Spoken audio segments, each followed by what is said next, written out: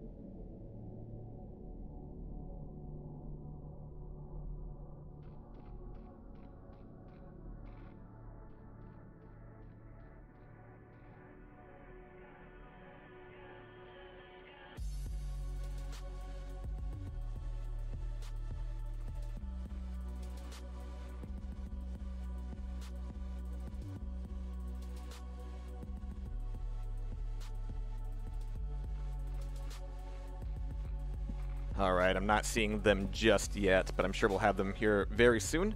But more importantly, I think we're about to get BPS in here as well, so let me make sure that he's added to the thing here. Got a lot of buttons to push today. Today is a heavy button pushing kind of day. There we go. We'll get him in here. Yes, there he is. I'm gonna just like drag him in. And there he is. Everybody, say hello to BPS, who's been playing in today's tournament, who's managing everything, who's done some amazing graphics. So this guy is just a machine. Wow, am I? Hello, good evening. Yeah. Yeah, good evening for you. It's still just about noon here, and I do appreciate you pushing a European event all the way to noon for me. I feel so luxurious, so spoiled, really. Yeah, it's almost bedtime over here in Sweden. But you've got at least a few games to go under your belt. We're just doing the quarterfinals today, so we're going to be seeing Locust versus Dev, Lord Lame versus Greco, Timon versus either Speedball or Hammer, and of course you're playing against Trigve or Nigve a little bit later on. Yeah, it was just confirmed. Trigve won over Bold Jude Crunch, the only American in the league. Yeah. So I'm happy to see like the mix of players. Of course, everybody willing to play with the kind of pings that you have to play internationally is always heartwarming, especially in Dev's case, who's playing all the way from Brazil. Not an easy community to kind of connect to the rest of the world, but man, they don't complain much. They just do it. Yeah, He's playing on like 90 ms against someone on yeah. 50. I think Trigby had 50, and I guess that's playable. No complaints. He just joins and plays and delivers. I'm really looking forward to it. Of course, Locust is not going to be taking this lying down either. He's going to be a scary, scary dude. Yeah, I don't really know how this is going to go. The special thing about this cup is that it's best of 5 all the way through here, which is fantastic because we know how differently each of these maps can play. So there's not a whole lot of wiggle room when it comes to just, you know, well, I was having a bad DM4 or a bad DM2. No, these guys are going to get put through the grinder. Definitely. And you mentioned Locust there. He is really in top shape at the moment, so he looked to be a fearsome opponent. Well, I'm gonna be. And he's paired with Dev. Yeah. And I hope this is gonna be the first game, right? Yeah, absolutely. I think that would be a great way to kick things off. Everybody's been really busy this afternoon already, just getting the round of 16 games underway. And so I think we're just waiting on the one, but big shout out to Meeg for being able to put together a fantastic bracket and keeping that accurate and updated, and also putting up with our complaints about the engine. Yeah. Figured I would get that out of the way. But I've got Locust in a server here. I'm not sure if this is going to be the one that we're on. But let me hop in there and see what's what. Oh, nope, Dev's in there too. Cool. So, ladies and gentlemen, welcome once again to Tasteless Playing TV and Sudden Death TV, putting together a little bit of something for the Quake World NU community. We've got the Duel Showdown, and over the last 2 weeks, we've had the casual bracket. We're moving right into the pro bracket, and things are going to get intense. We do indeed have a bit of a prize pool today, or rather over the next 2 weeks here, and of course that can always go up, but €1,000 for Quake World, you know, 20 plus years later, it's no bad thing at all. Yeah, it's great. We have an awesome community who has been donating some money for us to raise the stakes. Yeah. And we also split the prices down to the casual division, which would name the second division, to inspire everyone. Everyone's gonna have a shot at it, right? Yeah, that's exactly the thing. And again, like, we are in single elimination mode, so it is going to be a little bit brutal, a little bit relentless, but it's best of 5, so, you know, you've got plenty of opportunities to come back into it. Yeah, I mean, losers bracket are for losers, right? The lower bracket is the 2018 way to say that. The lower bracket, yeah. Nobody's a loser. You're just in the lower bracket. Yeah. All right, but it looks like we're going to be getting this thing kicked off here pretty soon. Once again, I mean, yeah, Dev is going to be playing. Wow. What? What? His ping is only 60? Where are they playing? You know, he's living in Spain these days. So. Is he really? Okay. And this should be a French server. Yes, it is. Gotcha. Wow. Okay, I was like... That explains it. What magical thing has happened to allow somebody to play from Brazil with 60 milliseconds? That's crazy. Yeah, he still has his Brazilian flag to his name. That more represents his home country than his current country. Something always escapes getting locked into my config is the surface particles on lava and slime, which I'm not a fan of. You're turning them off? Yeah. Yeah, let me totally bring things up here a little bit. This is like one of the few games where I really have to like adjust gamma on a map-to-map basis, especially when we get to DM2, which I'm sure we will at some point here. But yeah, it's fantastic getting to watch Dev here, not exactly at the worst possible ping, but we got Dev and Locust getting ready very, very shortly. Yeah.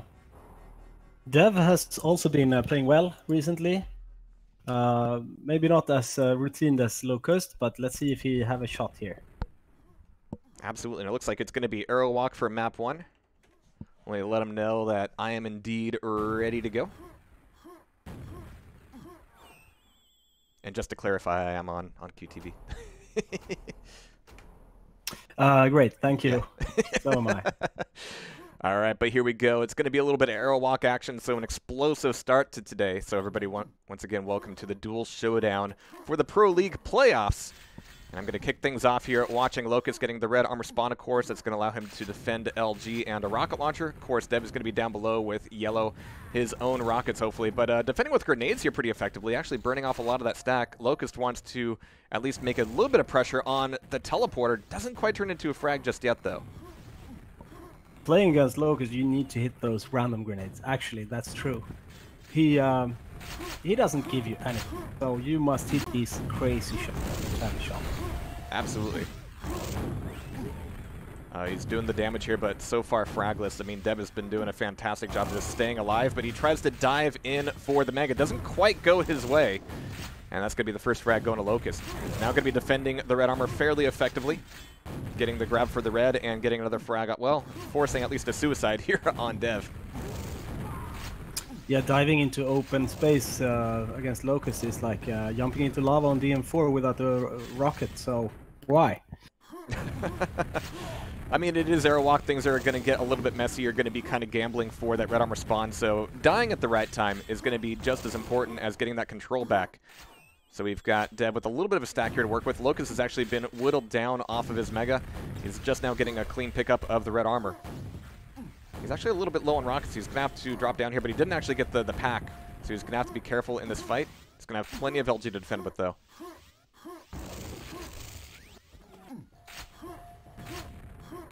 I like this move back in. I mean, Dev is looking for his opportunity. This is going to be it, trying to burn this yellow armor. He did a lot of damage, bringing the Locust down to 8 HP, and it's an unfortunate spawn for Dev. I mean, he wanted to bring that attack right back up the stairs, but he's going to have to leave after that direct rocket from Locust, but he just keeps grinding it in and getting the job done. He's still down at -1, but he's got his first frag on the board. Let's see if it turns into control. Oh, no. No, it doesn't. It doesn't. But anyway, kudos to Dev there. Great attack in the previous moment. Triple rockets, perfect. I mean, he really is attacking at the right points here. There's nothing wrong with how he's kind of approaching these situations. You know, you just go, hey, I really want to get these rockets in, and if I die, then I might die several times because of the spawns. But it's all about getting that run back here. Locust is not quite running away with as many frags as he could be. We're seeing Locust stack it, dwindle down in most of these fights. Even if it's just one rocket, that could eventually tip him over. Like we have there. That was a surprising, perfect lightning gun from Dev. Turning it around, or at least the momentum. Oh, great shafting. He's going to need some stack here pretty soon, though. 7 seconds to red armor, and that's exactly where Locust wanted to trade the frag. Oh, and Dev is able to get that frag back here down at the Mega. RJing back up for the red, but it's going to be Locust getting the grab, but not being able to enjoy it. Unfortunately for Dev, that means that he won't be completely stacked to the teeth here for the next several seconds. Mega's going to be back up. He's going to be able to get that grab. Locust, no armor under him. And Dev is looking for his way back in. Nicely done. Really precise LG work just to get those last few cells in. This next red is going to be important, but we just heard Locust get away with it. But again, these rockets from Dev are so precise, knocking off a significant portion there. Nice. Yeah, you could see that Locust is, you know, bringing the fight right back in, but Dev, now that neither player is fully stacked up, we're just seeing frags get traded here more than anything else. And Dev's able to pick up an LG off the backpack and get the frag back here. Ostopod? Yeah, back and forth. But are you seeing Dev is pausing randomly? I'm not sure why. Is it a new He's strategy? typing a few things, yeah. Locust is not giving him any leeway for that either, but he took a lot of damage there. We're going to have a YA back up, but no Mega for Locust just yet. Which means that Dev could certainly bring this thing back in. He doesn't have the red himself here. Here's Locust here to defend. A little bit of spam coming from Dev, but he's mostly just playing the corners. Locust is leaving the red armor up a little bit longer just to secure this Mega, knowing that Dev is going to have a tough time getting back into the red room anyway. Oh, great rocket. Dev is playing well here, better than expected. And he successfully chained a couple of frags there, like 6 in a row. Really well turnaround. Yeah. Sorry about there, just a little bit of a misclick. But we've still only got 11 frags up for Locust. I mean, this is where Aerowalk turns into not so much a grind, but certainly a big effort just to get that control back and hopefully do it at a point where Mega's coming up or Red's coming up and they're able to actually secure some spawn frags. And so far, every time Deb has made a frag back, it's left him in a bit of a tough state. And to his credit, he's been able to do a lot of good even from that position, but it certainly isn't turning into a long streak of frags for him just yet. Especially with the spam coming out of Locust, it's so precise. To me, it looks like Dev is hitting the nervous rocket, which is unusual. You normally miss the nervous rocket. That's kind of the special ability that I've seen out of players like Dev and GT. I mean, GT's refined nervous rockets to a science. They're scary. Is he even nervous? I don't know. He never seems that. I mean, you met him at QuakeCon finally, so it was like he's just so calm all the time. No emotion. Yeah, calm in the chaos. Yeah. Referring to his movement. It looks so chaotic watching him. Oh, Dev is mastering the red jump there perfectly. Yeah. Nice. And that's going to net him that. I mean, Locust actually had to back off from that fight a little bit. He's still got yellow. He's still 14 frags up with 4 minutes left on the clock. But, oh, that jump to Mega, I'm not sure what happened there for Dev. He didn't get the Mega, didn't stay alive because Locust's next rocket immediately pulled him down, punishing him for that missed movement. So he was able to get the reds, not so much the Megas. Oh, I like this aggression coming out of Locust. Just really wants to get up close and personal with Dev off of each and every single one of these spawns, putting him back up against the wall here. And yeah, even anticipating the spawn. Oh, at the jump pad, it's going to be nasty stuff as Locust has dropped down 15 HP, but still just rocking forward with all these spawn frags. It really is just a dance macabre right now. It's dirty. He doesn't give you a second of breathing. No, I mean, usually from a lot of players, you see them getting a good position on Aerowalk, throwing off the rocket spam on, you know, upper rocket launcher spawn, on the jump pad spawn. But Locust is actually just RJing right into each and every single one of them.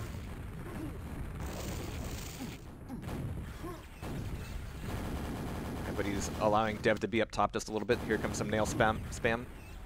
Dev is going to be too weak to go for a rocket jump up here, and there's that last cell getting the damage done, bringing this to a 24 frag lead here as we're getting towards the end of our first map. It's going to be Aerowalk potentially going to Locust. It would take a huge comeback from Dev at this point. But now that he's got a red armor under his belt, let's see what he can do with it. I mean, Locust is just throwing these rockets down like shooting fat kids in a barrel. Yeah, he's not getting run over. He's showing himself. So good use of the boomstick, yeah. Remember, this is definitely Locust's strongest map, and we'll see. Next map could be even closer, whatever Dev picks. I mean, you could see that Locust is kind of having to be this kind of aggressive against Dev, because you let Dev kind of get his hands on an LG. He does a ton of damage. It didn't quite turn into a frag there, but he's still trying to make something happen with the shotgun. Locust, oh my god!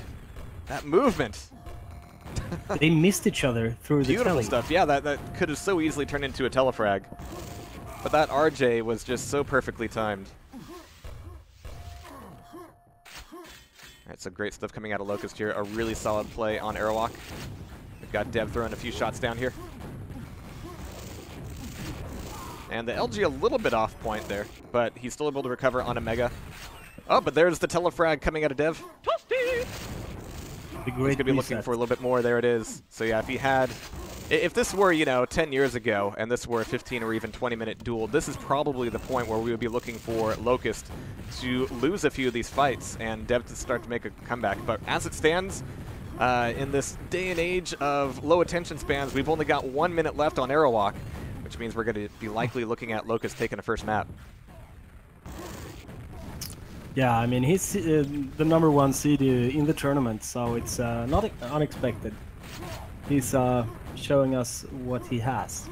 So you still have the potential to go up against the Locust, even on Aerowalk a little bit later next week, potentially. So do you have any thoughts about how he's playing this particular game of Aerowalk? I know his very ins and outs, actually. We're playing a lot, like sparring partners. But that's for another session. Yeah, I'm not asking you to reveal all of your secrets, certainly not publicly. Jeez. And Dev mixing up his own movement a little bit. He's going to be able to get a nice pair of frags off of it. But Locust gets the red armor spawn and is able to take the frag right on back. So as we end things off, it's going to be 43-12. Locust's favor here, taking away the first map in a best-of-5 series. But of course, it being best-of-5, Dev has plenty of opportunity to bring things back together. And of course, as expected, he picks DM2. Yeah, the Achilles heel of Locust. Why? There's a few reasons I really like Dev. Gun, right? Right, yeah.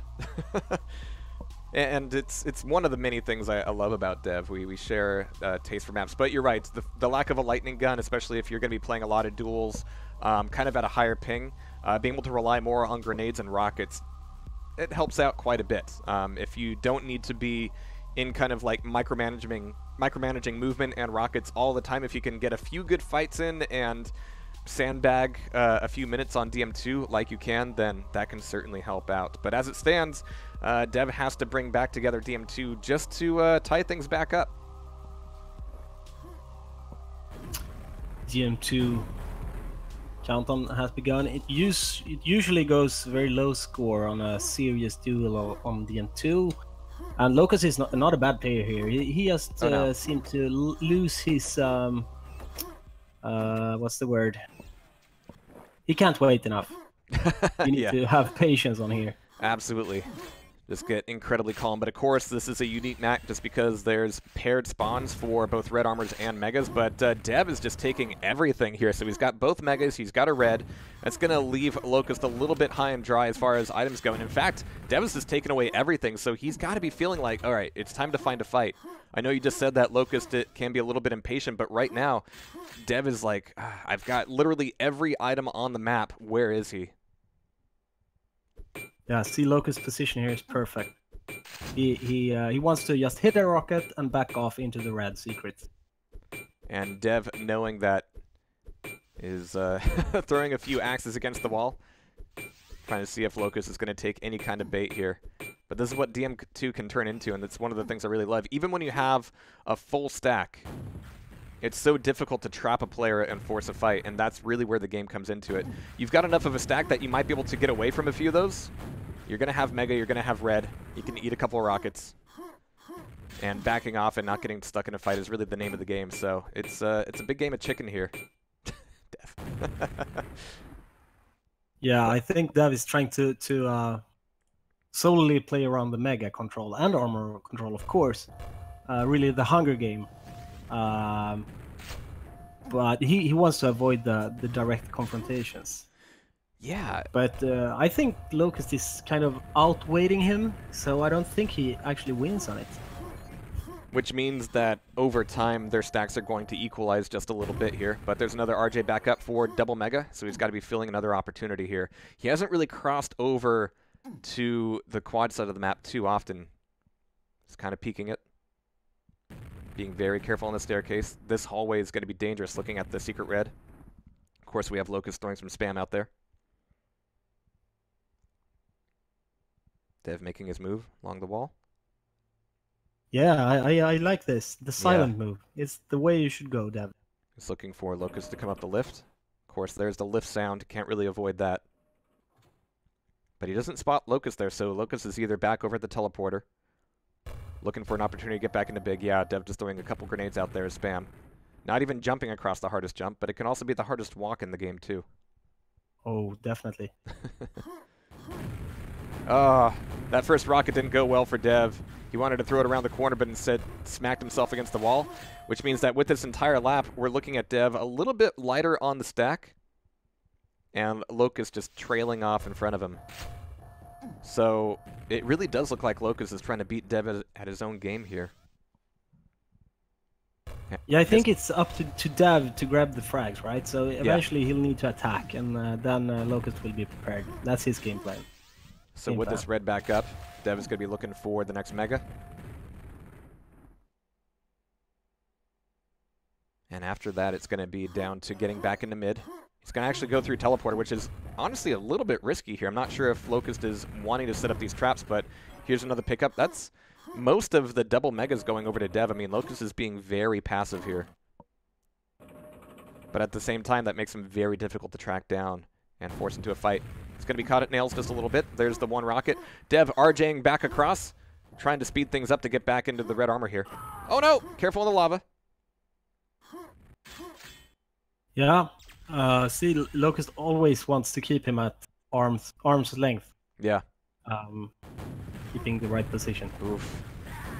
And Locust has got to be feeling good about that first hit. He's getting bounced around by some of Dev's rockets here as well. And Dev is thinking with 11 red, it's time for it. But with 45 HP left, he's got to come back here and recover.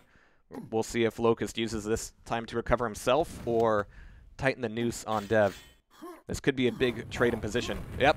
Locust putting on some of the attack. Dev has just got to bring it back here. The rockets are good. Locust is so low. 9 HP, but that first frag goes to Locust. And this is where the game changes dramatically. Dev has got to find fights. I mean, he's going to need some red. He's going to need some mega to justify even showing up, but he very quickly needs to take that and go up against Locust. So Locust is actually setting up here in a good defensive position, but yep, there's Dev immediately trying to get the damage done. He spawns right behind Locust as well, who's only at 70 HP, so even the boomstick would be dangerous right now. Locust is looking to defend. The Locust is using the old school camping method. Yeah. Hiding behind a corner, waiting to just hit the first rocket. That's unfortunate for Dev. I mean, that spawn could have gone well for him if he was able to get a backpack or a quick rocket, but without the weapons, he couldn't do much against Locust there. So Locust is back, 200-200. Dev around the corner. It's going to be a play into the lava. It's dangerous for both of them, and Locust is able to get a third frag on the board, but again, he's down to 36 HP. Even with the red, Dev could be a problem very quickly. Calm and collected aiming in those fights by Locust wins him that one. But as you pointed out, they're fighting around dangerous lava pools, so anyone could fall in at any point. It's very risky. Dev's going to only have YA here. Locust heading back for red and mega. Not using the teleporter, just going, all right, let's have that fight again. He's going to stay here. This is where Locust doesn't know the camping spot. Yeah, this is a corner where obviously you're going to hear Dev coming towards you, so you have the opportunity for that first rocket and bouncing him into the lava, but at the same time, you could get bounced in yourself. There's Dev at the other side, peeking and pushing this corner. That's Locust making his break across, and this is where Locust could potentially get pushed back in the lava himself. It's not going through the doorway. Dev just looking to snipe through the hall. Oh! A little bit of self-damage on the rocket there. So Locust is going to come back in for yellow armor, but it's going to put him in the big room just a little bit longer than he maybe wants. So this is Locust without red or mega right now. Dev has got to be feeling like, I can do a quick lap, I can get a quick stack on him, but again, it comes down to that original problem. How do I find him? Well, he's making a lot of sound here at the lift. He's coming down in the secret red. Able to get the pickup. But Dev has got to be looking to push forward. Doesn't have a lot of time out for much else. Alright, so Locust is right back in his reset position. Dev around the corner. Looking for that first rocket. Not quite getting the hit. But Locust wasn't able to prevent the pickup of that other red armor anyway, so we've got another mega picked up. Dev is going to have a great stack here. Nice. Good rockets. Dev's looking for it, and there's Dev finally getting a frag on the board. But 2 frags in 2.5 minutes. Can he do it? Locust is in a bad spot. Yeah, this is the trap. It's Locust, though, getting the frag. Close range with only the yellow armor. And he couldn't... Dev couldn't quite put it together. That is a terrible blow for Dev there. That was his moment. There was nowhere for Locust to go. Locust could only, fire rockets, and indeed he did. Yeah, maybe a bit over-eager by Dev.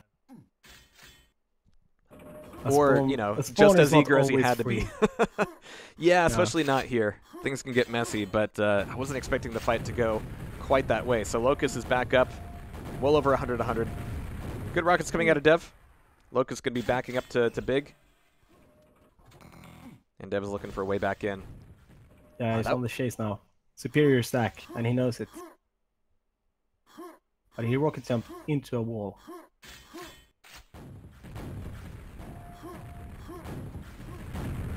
Nice.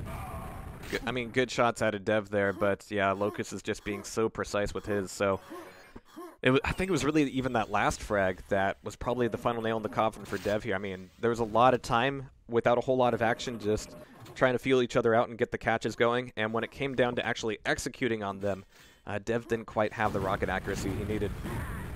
Then again, he was getting bounced around by Locust as well. I mean, these rockets are fantastic. Locust is back on the run. Dev is pretty weak himself. And he's even running back into it, and there he is, just exploding into it, getting the frag. 1 minute to make 3 frags. I don't really know if that could happen on DM2, but he catches Locust in the big room. That's a freebie. Okay, 2 frags, 1 minute, but he's so low on health. He needs a mega. He's even RJing across here for the pickup. He's maybe going to be able to catch Locust down here at the rocket ammo. 1 frag, 40 seconds. He needs to find him on the spawn. Locust is going to go into deep hiding here. Dev can't even break out for Secret Red right now. There's no time. All right, so there's Mega. 30 seconds. Begging Locust to come through that teleporter. It's not going to happen. Locust is absolutely going to be... He's not back here?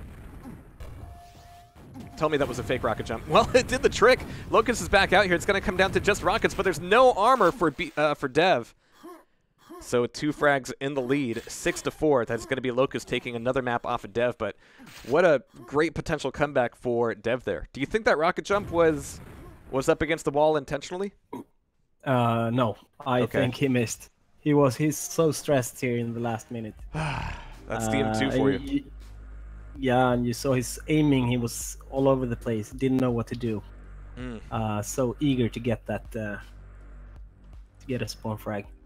That was not 12. He did well. Really nice chasing and and so. But I think he expected Locust to be an easier DM2 opponent.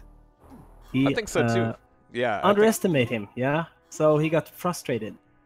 It's got to do something to your head when you're able to get, double mega several times and you can't quite find your opponent. So with wasting no time, we're getting from DM2 to DM4. You cannot get 2 maps that are more separate from each other, but we're going to be having Locust immediately getting a first frag. We're going to have Dev on the red armor, though, looking to take down Locust here. The LG is really good out of Locust, but Dev's able to even up the frags, but that kind of leaves him in a bad spot. We have yellow armor taken by Locust, looking for the play through the teleporter, and Locust was actually looking for him over at the Mega instead. Yeah, Dev wasn't going to go that way. I'm surprised Locust didn't watch his back there. Yeah. So there's going to be another red going to Dev. Bit of a late pickup of the red. Oh, no! Can we break GG? Oh. Dev wants done? What? He won. I'm not sure. What? He's kidding. Great joke. Oh, my God. The mind games. Yeah. Yes. Was that the right time to do that, though? Like, He was in the lead, right? Yeah.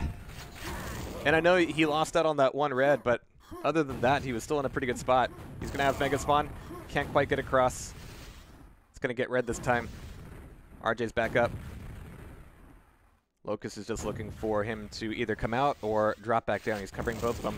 A nice silent drop there from Dev. He was able to get away with some of that armor at least, but oh no, Dev ends up killing himself on the teleporter, getting a great spawn for the LG, but that last fadeaway rocket from Locust gets the frag done. Fantastic shot. He's an expert at finding the angles on this map. And you should have as a rule never to exit the red at the low teleporter, because as you saw, you're left with 10 HP. Yeah. Every time, at most.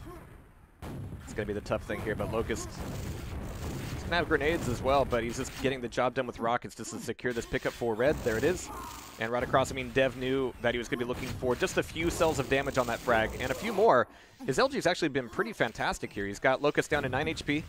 It's going to be a mega spawn for Dev, and he can't quite get back out of there. It's going to be a frag suicide with that spawn, though. Locust had to anticipate that that was at least a possibility.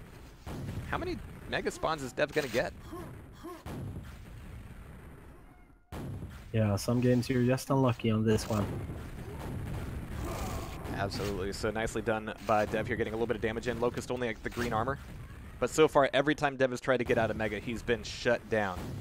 If you can get across, mid with a little... Oh, my God. Just fantastic LG there. If you can get across mid with a little bit of that Mega left and then get green armor, you're in a good state to take some things back. but Locust has been consistently shutting Dev down. I think looking at how Dev is playing, he's already surrendered. Not surrendered, he's still trying, but he's in a... he's so frustrated from the DM2 loss. And he knows that this map is one of the Locust's stronger, so... It surprises me a little bit that they readied up so quickly for DM4. I mean, after a DM2 like that, you're absolutely right. Like, take a moment, take a breath. Yeah, why not? I mean, Europeans always have to smoke after a map. Americans always have to take a leak. I don't know what Brazilians do after a map. I would like to know. Such consistent LG work out of Locust here. Alright, so it's going to be a red spawn for Dev. 17 frags up for Locust already, though, just 4 minutes into the game. There's the pickup. RJ. Hasn't turned into a breakout up top just yet. We heard a jump. Little who? Spamming some jump sounds there. Locust is looking a little annoyed. Alright, there we go. He's back on through. But this LG, I mean, Dev just cannot even push forward to the teleporter. Crazy stuff. Nice. Yeah, he always have hit like 3 cells before you even notice you're hit. Yeah. So you're always at an disadvantage playing against Locust. Yeah, the thing I'm seeing a lot from Locust is... some lava play. He's covering a lot of the spawns, but he's being very dynamic with his movement while doing so. And the thing that impresses me about that is that he's not giving up any opportunities on other spawns as a result. Yeah, he's dynamic. He can be extremely aggressive and of course the opposite. Jeez. So really adopting well to all situations.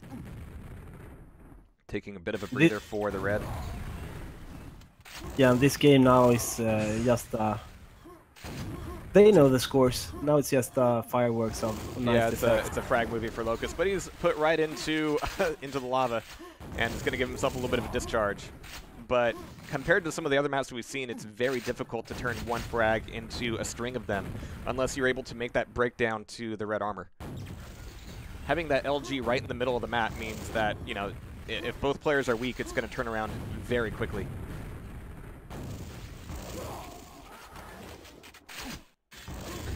There's the discharge again. It's funny, after all these years, we finally have another deathmatch game with lightning gun discharge and liquids. It's really? Quake Champions Doom Edition. It acts a little bit differently. It's a little bit more of an AoE, but no, it works in a few maps. I'm really happy to see it. Is it more like a BFG effect? A little bit, yeah. It's just been so crazy that it's a mechanic that hasn't been mimicked in other games for so many years. It's the case with a lot of Quake and Doom stuff, I think. I think, you know, even looking at like Doom and Doom 2, there's a lot of things like the infighting that, or like pain states that never really came back to shooters for a very long time, and we're just now starting to see a little bit of that. Tiny bit. Yeah. Just a smidge. And I mean, the discharge is so mystic. People don't know really how it works. You only have a hunch or a feeling for how it works, but it's not really mapped out yet. I guess it is, but not by many.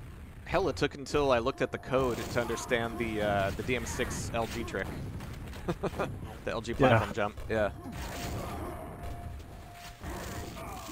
But, you know, it's crazy because the usual assumption is that, oh, well, games that came out after Quake were just Quake only better. But, no, there were a lot of things that were changed or not repeated that are a lot of fun.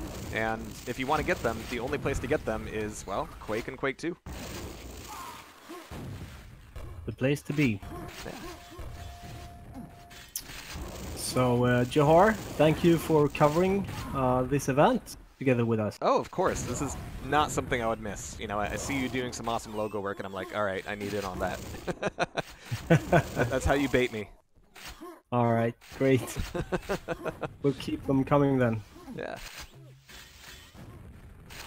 Alright, but yeah, final 2 minutes here, and yeah, this is a 58 frag lead. I think you're absolutely right. Locust is just showboating a little bit, but giving us some really great frags in the meantime. Yeah, it's like watching the best screensaver. Speaking of, there's a guy who does these YouTube videos, and they're defrag videos for like Quake 3, but instead of being like a really hyper-edited, oh my god, Locust, Jesus. Instead of being like hyper-edited and really fast-paced, they're like an hour long, and they're like really long cuts of really long maps with some like really down-tempo music, and yeah, it's great. So check them out, Power of Heavy Metal. He just put out a new one a few days ago, and if you're looking for like hours and hours worth of really chillaxed defrag and trick jumps, then that's the place. Sounds great. Yeah. Ugh. Yeah, I can inform that there's another quarter running while this is happening. It's Timon and a Speedball. Okay. They actually break the law here and jumping the gun didn't on wait us. for it. Yeah. And from what I saw, they played one game on Airwalk where Speedball won. Oh, wow. So now it's game 2. That's all I know. Well, we'll give him a little bit of a finger wag here, but pretty soon we're going to be seeing Locust solidifying and earning his top seed in the tournament by 3-0ing Dev here. And anybody who's played against Dev knows that's no small feat. And Dev certainly put up a fantastic fight on DM2. But with the final minute, we're going to be looking at Locust moving forward into the semifinals, which will be played same bat time, same bat place next week. We'll be having the semis and the grand final. Today it's all quarters. That's it. And there's something special about these moments where, you know, both players have the gloves come off and you're like, okay, we know who's winning, no big deal. But it really gives you a lot of time to practice these kind of spam shots and spawn shots. This is where you actually iterate on, you know, tightening up your spawn game. Feeding the machine. Exactly. But there we have it. Almost 100 frags on DM4, as you tend to expect. But that is going to be Locust knocking Dev out of the running. So congratulations, nice win there, Locust. By the way, do you know if Lord Lame will join us tonight? Have you spoken with Certainly a him? possibility. Let me see if that's what he would like. Our Irish caster and friend, Yeah. who's also participating. He will be playing against Greco, the Swedish powerhouse. Yeah, I'm actually going to be updating the bracket live here so people can watch me just like Photoshop away here. Are you photoshopping now? As we speak. Great. Great. So there's some questions. Yeah? No. I mean, NPH or Speedball and Timon is currently happening. Oh, I yeah. guess we should jump right into that. We probably should, yeah. So I'll After put... your photoshopping. After you think we have time? Okay, yeah, they're certainly putting the pressure on there. Let's see. No pressure.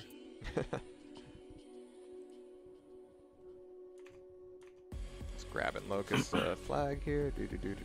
And again, a big shout out to Meek for updating the bracket on the website, which is there if anybody types !bracket or brackets in chat, as you do. Yeah, he's the man in the background running things, gluing this community together. He's working on clients, on servers, on websites. Yeah, he's the mastermind. And who's playing against Timon? You said it was Speedball? Correct. Cool. I'll have that here shortly.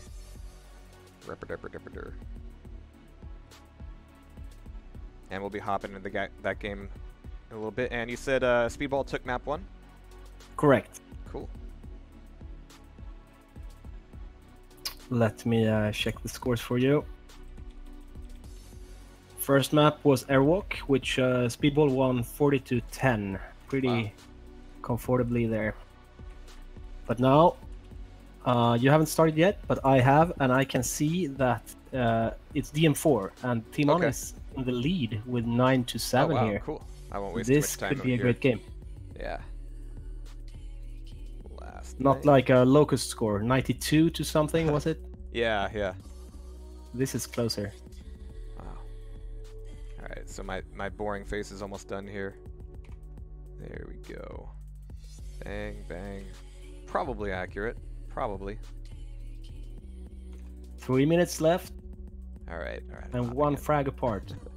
All right, so I'm going to find the server, guys, but here we go. We're going to be hopping into Speedball versus Timon. We got one map already underway, but I'm going to be finding the next. So it looks like Speedball has surpassed Timon in the scoreboard. Now in the lead with 9-8. And 3 minutes remaining. This is really not Speedball's map. But he's clawing his way back here. Now extending to 11-7. Yeah, just topped it myself. And the spawn frags racking up here. 12-6. Really quickly doubling the score. So you're in now? Yep, absolutely. And that's exactly the way this can go on DM4. But we got Timon in Mega looking for a way back out. Getting shut down into the lava, so great way for me to get into the map.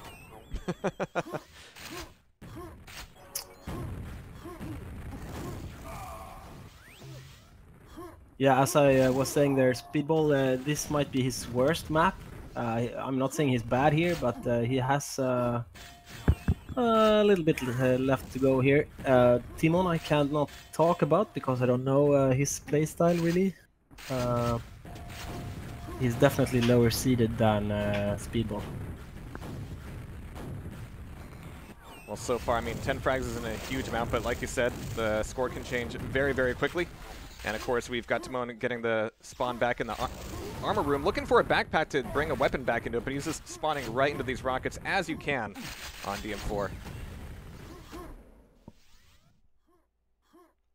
He's actually breaking into Mega from heavy armor, from red armor, interestingly enough. I appreciate that, but of course it costs you a bit of time, and on DM4, I mean, that stack, even if you get it, can get dwindled away so quickly.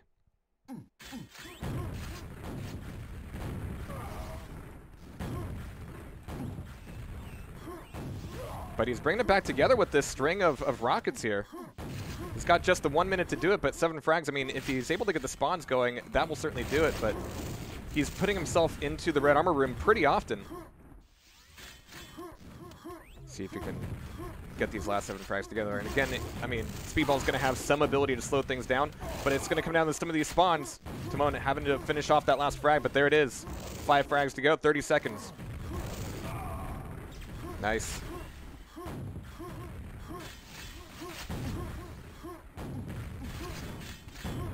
I'm back. Oh, cool. Nice grab there by Timon. Showing some quick moves, but cannot capitalize on that. Unfortunately. Yeah, but with 9 frags on the lead, that's going to turn it back up, yeah. I was really thinking that Timon was going to be able to bring that back together, but he had to spend so much time outside of the middle of the map. It was a lot of time spent kind of in the edges, chasing down some of these spawns in the ammo room, in the teleporter room. Not fun stuff. But that means that Speedball is going to be taking a second map up here. Yeah. 2-0. Timon, the great underdog. He is from Ukraine, if I'm not mistaken. And playing the French third seed. No, second seed. You're watching this, Meek. It's your fault, Lol.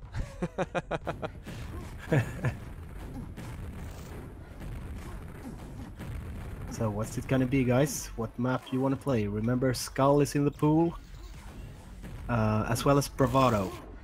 The 2 newer maps I was about to say, but that's not correct. Anyway, countdown has begun. CT and DM3 is the map. I would strongly favor Speedball here. Let's see what Timon can bring.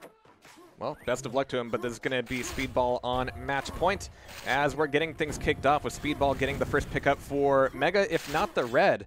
it's a little bit difficult to effectively get away from that, especially if you're in Speedball's spawn case, but he's going to be losing all that mega, most of his armor. Yellow might have been stolen by Timon at this point.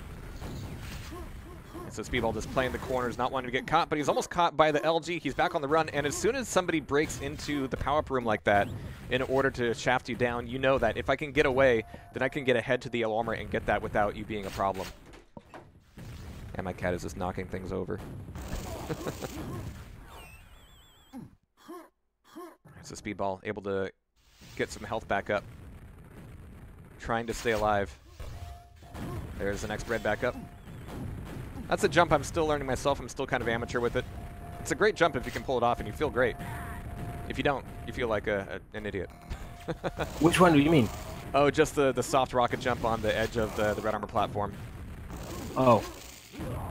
Over to the shotgun? Yeah. Oh, nice. Alright, so Speedball is able to maintain this 2-frag lead, but he's only at 50 health. Get a little bit of armor taken by Timon. Yellow's going to be back up, and Speedball's not controlling it here. He's going to want to maintain this red and get some HP. It's going to be Yellow taken away by Timon. My cat is chiming in now. But there is Mega taken by Speedball finally, and this is going to be a nice little grab, but he's denying it from himself for just a little bit just to see if Timon's going to be down below, opening himself up to a potential 4th frag. Yeah, Timon playing composed here. I think he knows this map pretty well.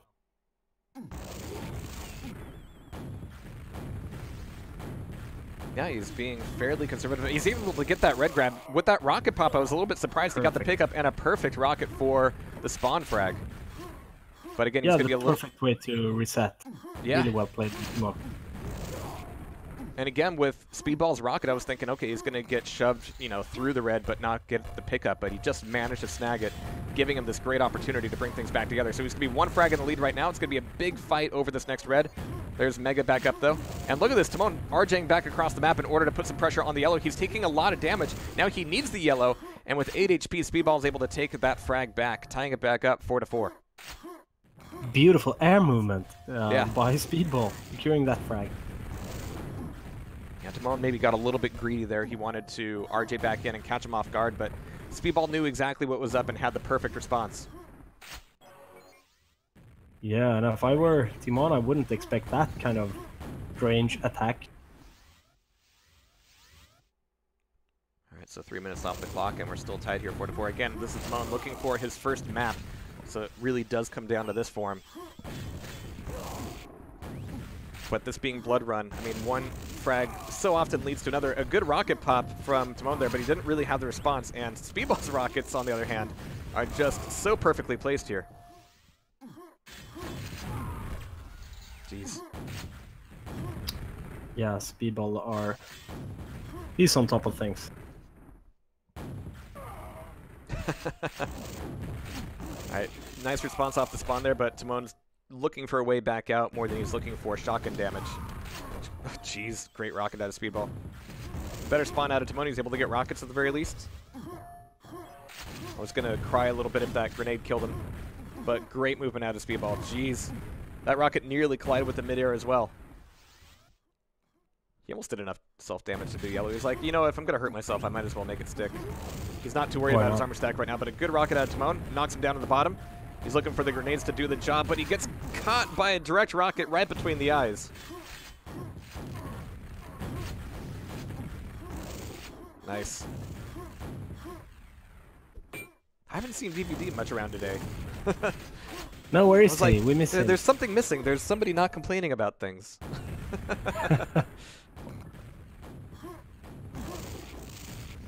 I saw him on Discord earlier talking statistics or something. Alright, so just about 5 minutes left on the clock, but this is very quickly run into Speedball's camp. Come on, looking to put together a bit of a plan here for the latter half to take these frags back. He's hitting some nice LG. Yeah. But there's the pickup for red. Speedball's actually going to be a little bit light here waiting for this mega. Got a little bit greedy for that mega, and he's paying the price now. He's having to back off, but my god, the damage he's laying out, that was Mega and Red just immediately whittled down. Speedball just putting perfect rockets around the corner. It's got to feel awful if you're Timon. Yeah, this is slipping, or this has already slipped away.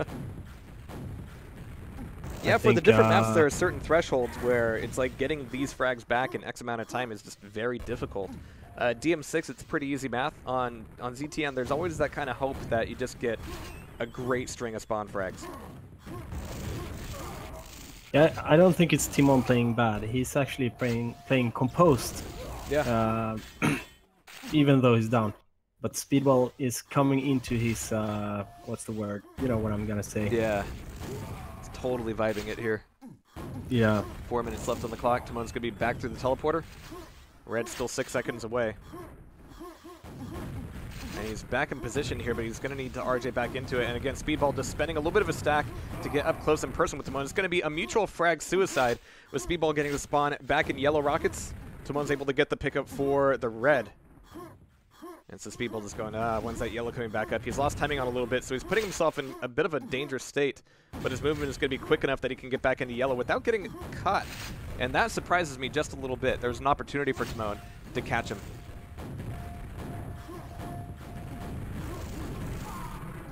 Yeah, finally grabbing something, but cannot string two frags together. Yeah. Some quick rocket jumping here. And another one. Nice. Yeah, you can see that he's trying to make work happen here with just the yellow and a little bit of health. Mega's up. Red's about to come up, so he should be able to get the double grab. But Speedball's here with this LG. That's going to be really painful. And Timon's leaving the Mega up for the moment. And Speedball's able to bring it back with the grenade. That Mega's getting so lonely, and Timon's finally able to get the pickup, but it doesn't quite turn into a return frag.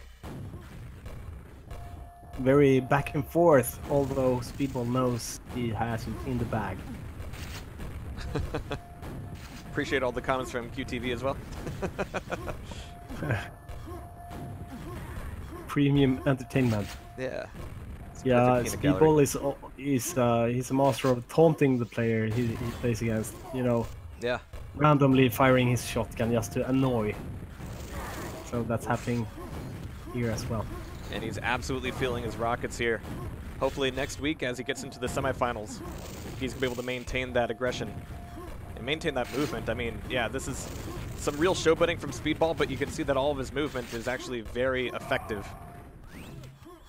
Timon was able to catch him with the one. 5 seconds to Red. That is just an eternity, though. He's able to catch Speedball with a couple, though. That's nice. Good finish off with the with the shoddy. Mega's will be back up, and here's where Timon can maybe go on a little bit of a run, but this LG is just preventing him from getting anywhere near Speedball. Good old shoddy. Nice. Digging that first rocket, and Timon's just looking for that splash damage. And Speedball, he was able to actually collide on Timon without Timon really realizing what was up. It was almost too late there, so he's going to need some help. Mega's coming back up, but Timon's not exactly in position for it. Speedball could indeed spawn and get the grab, but there it is for Timon. 1 minute, 15 seconds, 16 frags. And Speedball's gotten away with one spawn, and usually that's all you need to really slow down a blood run. Just don't spawn mid one time, and you're fine. Right. Question now is, will Timon get double digits or not? He has 60 seconds for one frag. He's looking for the moral victory, if not, you know, the actual one. A nicer looking screenshot, you know. Yeah, exactly. He's got him on the run here, but his speed is actually a little bit slower, but that's actually helping because, yeah, Speedball is just kind of lapping him around. Timon's staying in the middle of that whirlwind, just trying to catch Speedball as he comes around, but up against that red, all the LG in the world's not going to save him there.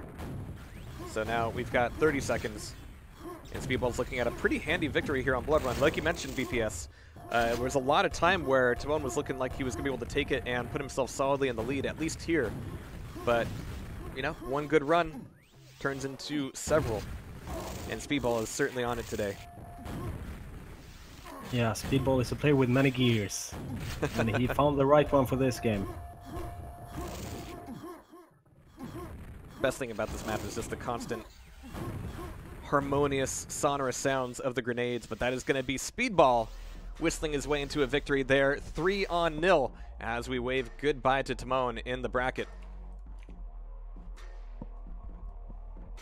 And speaking of bracket, I think we're going to be looking for our third quarterfinal here in just a little bit. So I'm going to be updating the bracket here, and as you can see, we're going to be going through the quarterfinals today, and then semis and the grand final is all next week. Yeah, I will actually play Trygve in the next game here. Cool. So I can tell you at least to give me just a second. I will give you at least 5 minutes. Just a second. Yeah, it won't take long I here. will... You've organized your PSD so effectively that you make life easy. Great. All right, see you on the flip side. Yeah. All right, guys, we're going to be taking just a short break, but when we come back, we're going to be looking at Trygve versus BPS.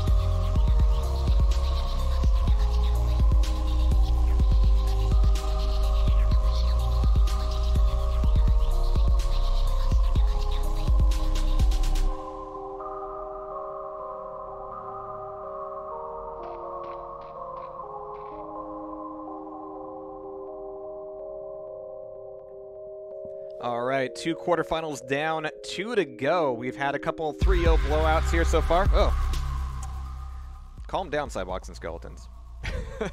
But we're going to be looking for a very close game between BPS and Trygve coming right up here. I found BPS in a server. We're going to be having Trygve showing up here in just a moment. These guys have played, together on teams, against each other on teams. Of course, everybody in the Quakeworld community has a lot of very in-depth knowledge on each and every single one of their opponents and teammates. You could call it incestuous, but we just call it, one big happy family. Very aristocratic, even. But we're going to be getting into it here. I'm going to be looking for Trygve hopping on the server. Oh, I better update that, too. So many buttons to push today. Rah. All right. Trygve.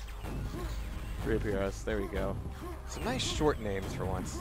How nice is that?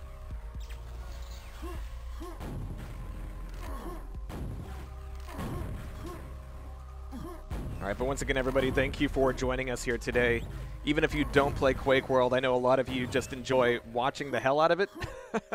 And I find myself largely in the same camp, but I do want to make sure I do get some games in from time to time. And really the best way I find to do that, especially as an American, is to get involved with Thunderdome, which is a very regular, very consistently run dual tournament spanning several weeks. It's not really like an online cup like something like this, so you've got time to schedule your matches, you've got time to practice and bring yourself up to some familiarity. And, you know, admins like Lord Lame and VVD do a fantastic job of placing you where you should be and making sure you get some great matches going. So, you know, feel free to check out Thunderdome. I think this season is well underway. I didn't end up joining this season, and I'm a little bit sad about that just because, you know, it's just a lot of fun to play, and it's always a real opportunity to learn and grow. But, you know, as, you know, the Dual Showdown kind of finishes up next week, I'm going to be turning my attention to the Thunderdome and trying to cover a few of those games, so I'm not going to be totally disconnected from this season at least. All right, but we've got our first map coming up here. We have GLs and HFs. I'm going to let them know that I'm ready to go as well here on DM2 Claustrophobopolis.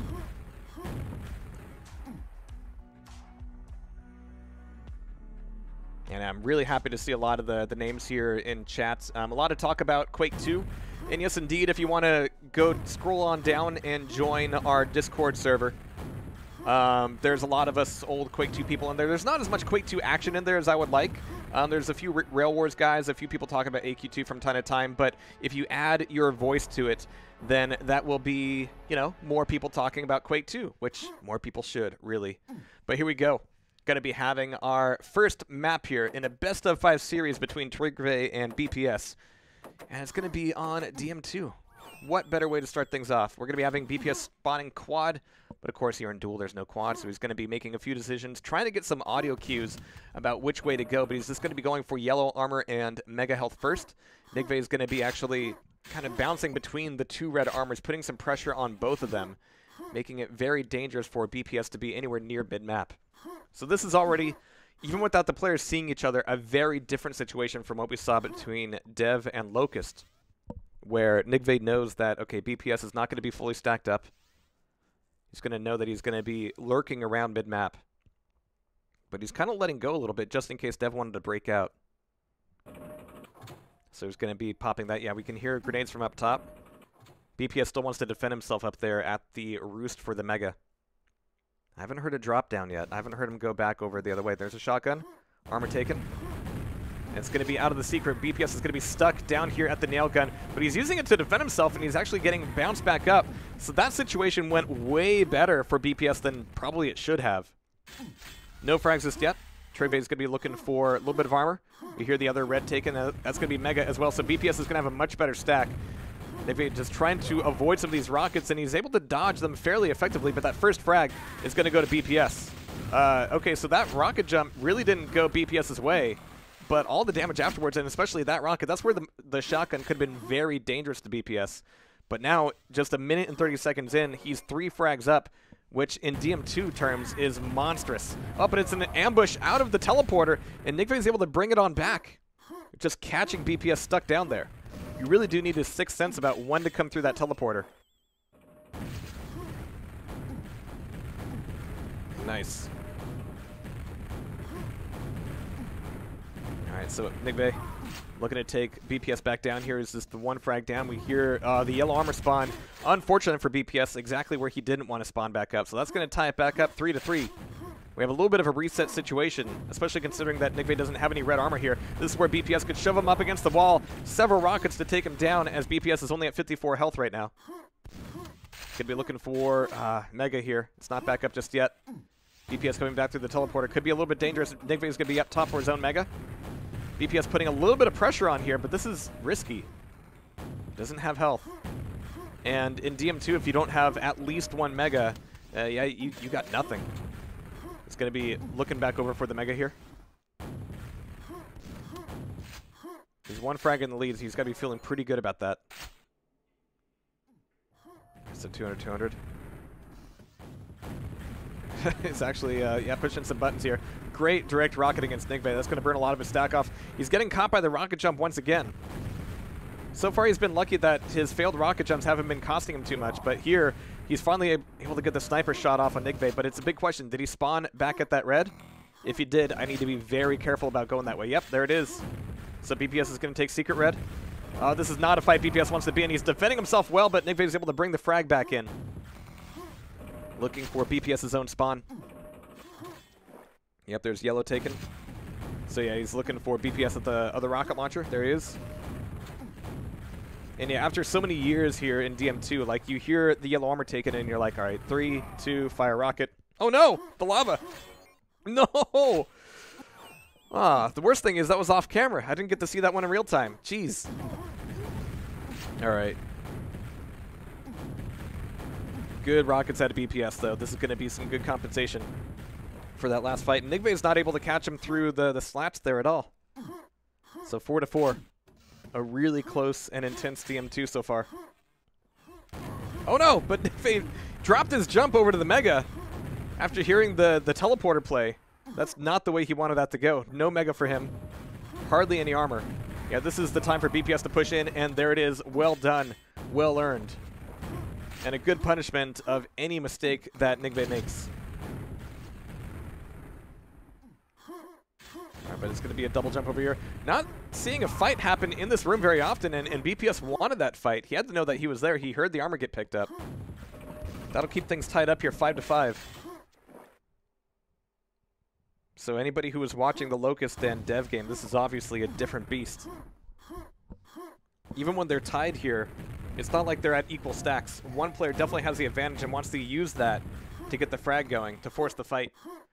And then once somebody's in the lead, then it becomes a game of, okay, well, I can't waste too much time. I need to make that frag back. It's only when both players are tied and both players are fully stacked that things will get really tense and really quiet. But right now, Nigve is just on a roll. But he comes back into big. No harm done there. Good rocket jump this time. No Mega form just yet. It's already taken away. Oh, but BPS is back through the teleporter looking for a little bit of damage here. Nigve is going to defend with his own grenades. There's the drop down. Great rockets from BPS. Looking for the last one. There it is. That'll tie it back up 6-6. Oh, and he's caught off the spawn. That is 2 freebies for the price of 1 out of BPS. And right now, as we hit the halfway mark, a 2-frag lead could just be massive. Absolutely shut down here from the rockets. But Nigve is still alive, able to tank those shots. Oh, and that spam finally takes him down. Nice. So BPS here. 3 frags in the lead has got to be thinking like, okay, time to shift gears. 4 minutes on the clock. It's not time to camp, but it certainly is time to stack. Back through to big is a little bit risky for him right now. He's going to hear the lift. He's going to go quiet. Is he really expecting Nigve to make this break? Very quiet here, but oh, Nigve comes around the corner. BPS gets the first shot off, but it's dangerous for both of them. BPS is moving just a little bit shakier than maybe it needs to be, but it's enough to get him onto the staircase. That was the victory condition. Get on the stairs. I can go back to Mega if I need to, but this is dangerous for him. He's going to be able to steal away Secret Red, keeping Nigve off his back, but he's still looking very aggressive here. Oh! A perfectly timed, perfectly placed rocket, but that wasn't quite enough. Yeah, he just didn't have the stack. That was... I'm not going to be the guy to tell BPS how to play the game, but... he had the option to either go on the attack there in mid or go back to the other red and a Mega and camp things out just a little bit.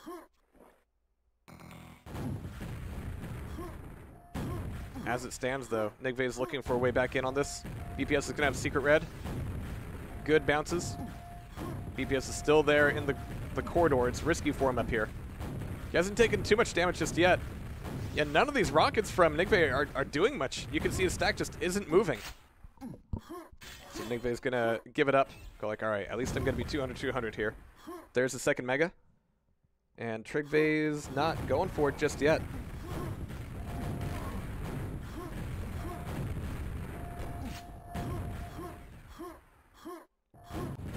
Oh, and BPS's grenade catching him there.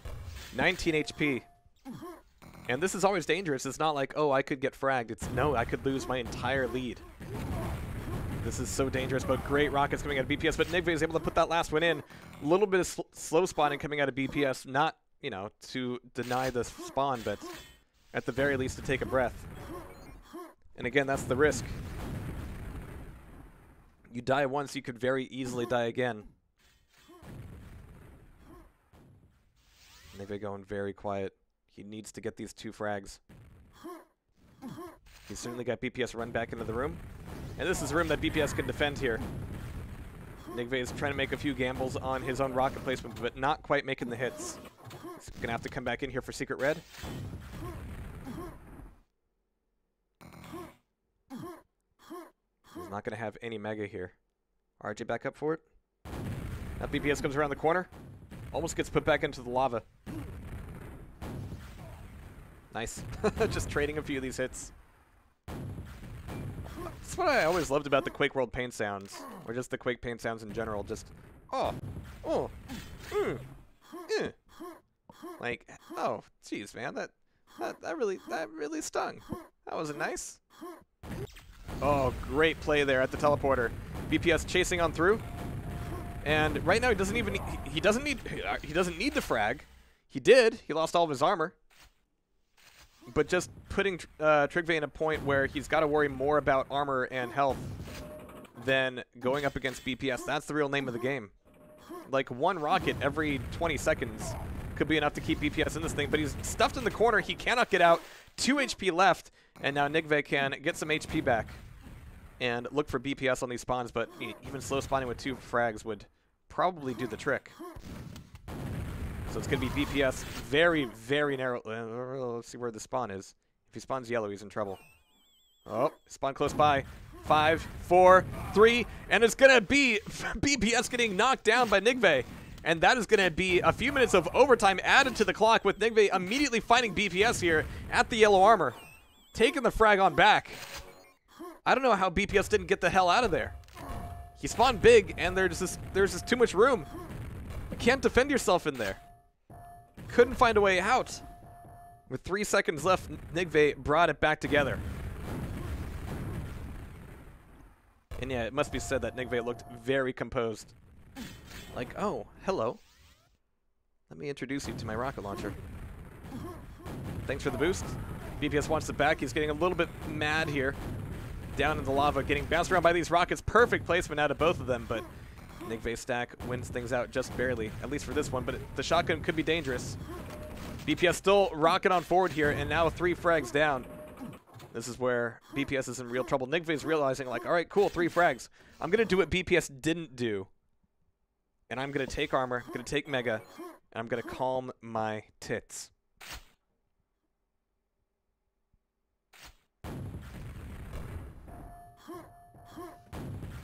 Yeah. There is an element of BPS looking for more fights than he absolutely needed to. And every fight so far between these two has been a little bit of an attrition thing, so that just means that whoever gets the frag, the other guy's not going to be left with a whole lot of stack left over. None of these fights are free. None of them are clean. So at some point you need to decide, okay, let's not get into that fight at all then. Or, you know, if you really do want the fight to happen, which if you're down a couple frags, you do, I'm going to make this fight as messy and as brutal and as drawn out as possible, which is exactly what Nigve's doing here now. Just kind of kiting BPS around the map. 1 minute left to go. Oh, but he's getting caught up here at the lift. Not a good place to be. He's able to get back around the corner with 25 health left. But there's Secret Red taken. Nigve just wants to play it. Oh, but perfectly through the grate. And a double frag on the nail gun. 1 frag to go, and BPS is looking for the spawn at the yellow. Is he going to get as fortunate as Trigve did a couple minutes ago? Oh, no. Don't do that. All right, but Nigve is going to be back here at the red. This is a difficult corner to play. BPS is going to be able to chase him through the no, he's not going to go through TP. He's going to try to catch him at the jump or the hallway. 26 seconds. Secret Red taken. And Nigve is not exactly trapped, but he had the opportunity to lose some health there. But BPS closes the distance. They're both out of armor. 15 seconds. He technically could break back here, get the red, and have 10 seconds to make this frag at big. He's looking for him. He's been caught down here at the yellow. Trying to bait it on out, but now... Oh, no. The door closes just at the wrong moment, and Trygve manages to squeeze out that victory by a single frag after overtime. Oh, GG called there as Trygve takes the first map. Ah, that double frag. Getting on the nails. So doable. All right, but we're wasting no time getting back into Aerowalk. Jeez. The timing on that gate. BPS was like, I can get through. I can squeeze through. Why don't Quakeworld players have knees? Why can't I duck? Curse these pants. All right, but here we go. It's going to be Aerowalk time. Map 2 between BPS and Trygve. Best of luck to both of them. All right, but it's going to be BPS on the red. It's going to be Nigve on yellow and Mega. Spamming a few jump sounds, trying to see if BPS is going to come around the corner.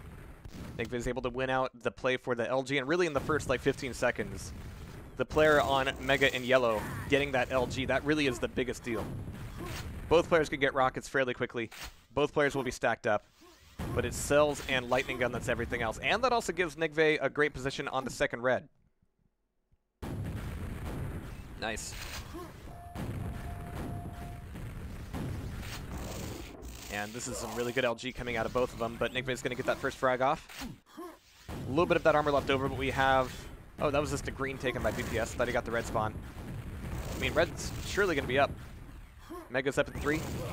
Oh, and BPS is colliding through, and yeah, BPS on Aerowalk. We're going to see him start to crank up the adrenaline just a little bit, and that is truly a sight to behold. Seriously, one of the scariest players on Aerowalk I've ever seen. But as it stands, Nigve is 1 frag in the lead, and I'm sure he's fairly thankful about that. BPS is going to be back over at red. We have to play through the teleporter, and a little bit of a late reaction there from Nigve. Down to 58 HP, no armor. Oh, none of those cells catching him. Mega's be back up, as is yellow. BPS has got to bait it, right? Right? There's no way Nigve gets this yellow armor for free, but that's exactly what he did. Nigve is getting back into it, and this LG float with the rocket to finish. Beautifully done. That is just absolutely brutal coming out of Nigve. I mean, he had no stack. He only had a yellow. BPS had him dead to rights, but BPS didn't trap the yellow. Let him get away with it. But there's red armor taken by BPS this time. And Nigve is once again on the back leg. Mega's will be back up, and BPS is not in a good position to do much about it. He's able to knock off most of Nigve's stack. But is it going to turn into an actual frag? Nigve trying not to get caught here. Narrowly avoiding a lot of the spam around the corners. It's one of the really beautiful things about Aerowalk, and it's probably why Aerowalk works best in a game with a large explosion radius like Quakeworld has. It makes every single one of these corners dangerous, and it means that if you delay, you know, your movement around a corner, then you can avoid the worst of the damage, but then your opponent is delaying his shot by just a second, and it becomes this really fine-grained game of when am I shooting the teleporter, when am I shooting the corner. It's beautiful. It's beautiful! Alright, but Nigve now down by a couple of these frags as BPS is turning things back around. And it's got to be a little bit frustrating for BPS because he really wants to just go crazy, go full ham on Aerowalk. But he's having to slow it down to an arrow crawl, as Trygve is really making a lot of these fights difficult for him. Oh, I mean, BPS is just baiting these red armor spawns. But he's still able to get the red. I think that rocket did some damage. Yep. Yeah, Nigve's looking for a Mega that's not going to be there. And indeed, his timing getting knocked off this long, that's bad news for him. He's going to be able to see this next Mega pick up. Should be able to hear it. He's delaying it, though. BPS is going to be, yeah, a little bit late on it. That's okay. Mega and yellow's certainly fine. This comes down to the LG, and it's going to be BPS taking it just barely, just a cell away from dying out there.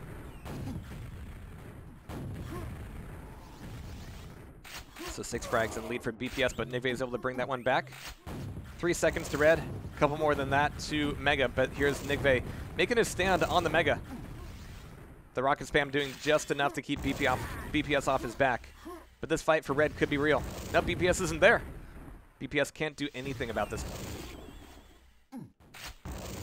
Nice. So as we're getting close to the halfway point, it's going to be Nigve with the full stack up, but these grenades are coming out. The blind shots coming out of BPS. And it really showcases the real utility of a gun like a grenade launcher. Like, what's the point of a grenade launcher? The point is being able to, you know, throw damage out without committing to a fight. There's Red. BPS just a little bit early for it, but not getting punished too much here. He's able to escape with the bulk of it intact. 4 seconds to Mega. That LG from Nigve is going to keep him down here. There's the yellow picked up.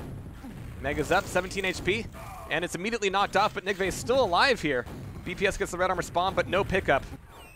Not sure how Nigve dodged out that last rocket, to be honest. Still down by 4, now 5 frags at BPS. Just going to be looking for another frag on Mega.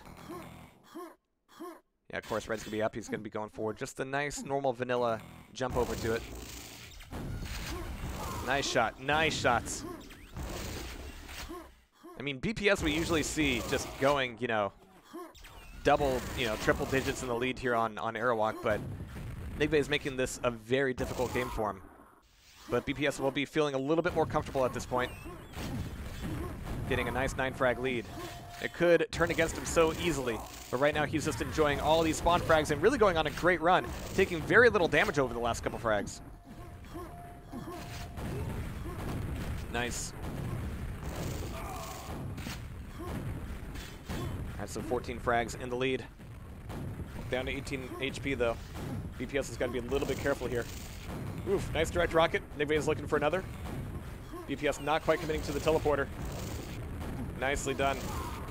Nigve is able to bring that frag back on, but 3 seconds to Red, and Nigve is not exactly in the best position for it, and a blind rocket out of BPS is able to bring him back in. BPS going, all right, fine, you got Red. Still 15 frags in the lead. But it's not very often that I see BPS playing the corner game on Airwalk. Not this guy. But he's going through some of these teleporters and waiting just to, you know, a half beat, half second, making it difficult for Nigve to predict his spam. And also, you know, just burning a little bit of the clock too. That also helps.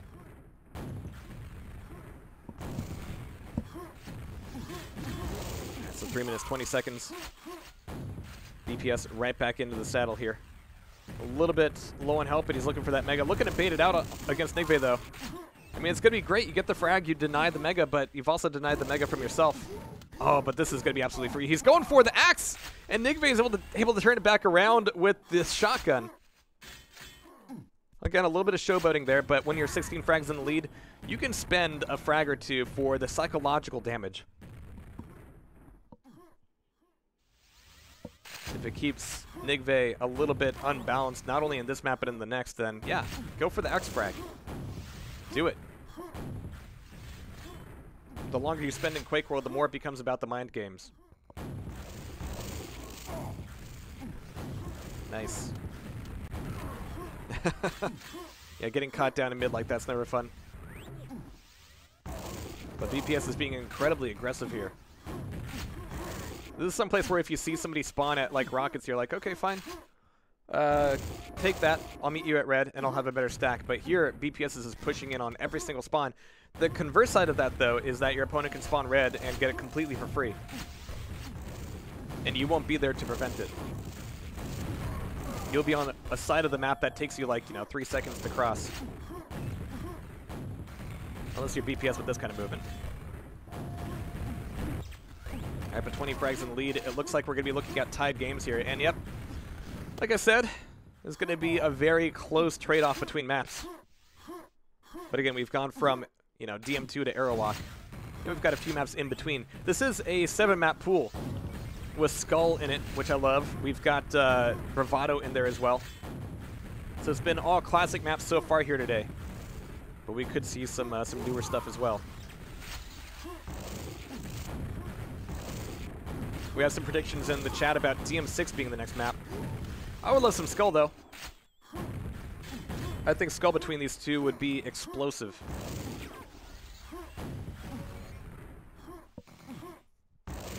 I mean, there's so many jump pads, there's so many opportunities for, like, void frags. It's the only map in the pool where you can get knocked out of the map. which means there's a lot of cases where it's like, okay, cool, it's nice that you have that stack, but you got caught. And here, yeah, BPS is definitely showboating, feeling very comfortable. Yeah, going for another axe frag. If you can catch your opponent through the teleporter, it's going to be fairly low. Love that grenade bounce, actually. Alright, but final 30 seconds, and yeah, this is just the victory lap, but that will only tie things back up 1-1. This is where BPS is feeling like, if I had gotten that last frag, or if I had responded to my spawn a little bit better. In fact, there's a lot about that DM2 game that probably would have been beneficial to BPS with just very small changes. As it stands, Nigve is going to be up a map, as is BPS. A few turnaround frags there. It's going to feel good for Nigve. But we're going to find out what map 3 is here very shortly.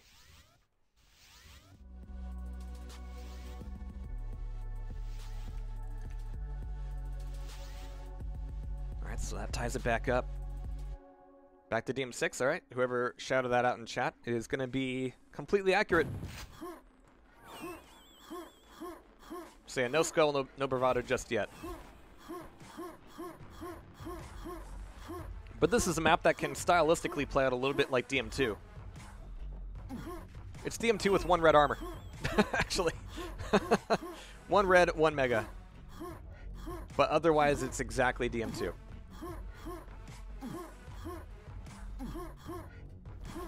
Alright, but we're going to have to see who can get these first spawns. Somebody leave? Yeah, we're good. Alright.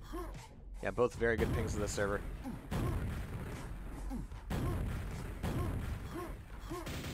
And yeah, Quakeworld is a little bit unique in that while ramps will give you the boost that you want, getting around stairs is actually the tough thing. Stairs will stop you in your tracks. It's not Quake 2. You can't spam jump off of them. Being able to get on these like little tiny ledges by the stairs is the real trick. And all I can do is sit in awe. Aw. Not that kind of awe. I don't know why I'm referencing, like, the worst Brendan Fraser movie ever. Alright, but here we go. We got BPS spawning. Mega. Taking rockets and the ammo pack. Diving away from the LG ammo. Just to prevent the sound cue. Good grenade. Just to keep Nigve around the corner. And yeah, this is really smart from BPS. He's like, alright, cool. I've got limited shots. We both actually have limited rocket ammo, so he's counting these shots and trying to push back in, but Nigve is making full use out of every single one of them. And yeah, he was just about out of rockets at that point. So first frag goes to Nigve, breaking back out after the second pickup of red armor and getting a second frag as well. So now BPS is going to have to cool his jets and go back in here for Mega, but he's actually diving for an LG. And Nigve is not in a good spot to prevent the exit there. So BPS could likely get in on this red. Yep, BPS is already gone. And Nigve is looking a little bit spooked, actually. He's like, oh, you've already made it out of there? So Nigve wanted the Mega, but he gave up everything else in favor of that. So now BPS has a lot to work with. Nigve is going to be back in here 3 seconds to the red. Playing off the corner. I mean, BPS can very quickly get around to it. But at least Nigve is going to be able to get a red armor back under his belt. Trying to make it happen with the rockets, but that's going to be BPS's LG and a spawn frag. A beautifully directed rocket right between the eyes. And Nigve is going to be coming back in here for the Mega. And so yeah, this map is really about defending the red room. I mean, the fact that BPS was able to get an LG and then get back through the teleporter without Nigve really realizing, gave him the red, gave him that frag, and is now giving him control. But he's back here at the Mega himself. And Nigve is not going to get through the teleporter just as free, but exactly the opposite has happened for BPS now. He's lost out on the red. But he's still got a little bit of an LG to work with. It's a big difference. I mean, if you're going to be attacking red with that on an LG, it's not the most fun thing in the world. He's going to take this ammo, backing off, expecting an attack from Nigve. Good rocket out of Trig. So BPS backing up. He's 1 frag in the lead. There's no reason to get into a fight without everything you can possibly get. Armor, Mega. And yeah, coming back in here for this, 13 points of green could be worth it, but Nigve doesn't quite spot him at the donut. BPS is expecting a fight back through the teleporter, but it's not going to be happening just yet. BPS is going to have all the LG ammo in the world. Looking for this next red. 3 seconds to it. But his LG's not quite on point. And Nigve is able to bring the frag back up, tying it back up 3-3. Nice jump over the grenade. And yeah, this should be a frag for Nigve. Decent rocket out of BPS, though.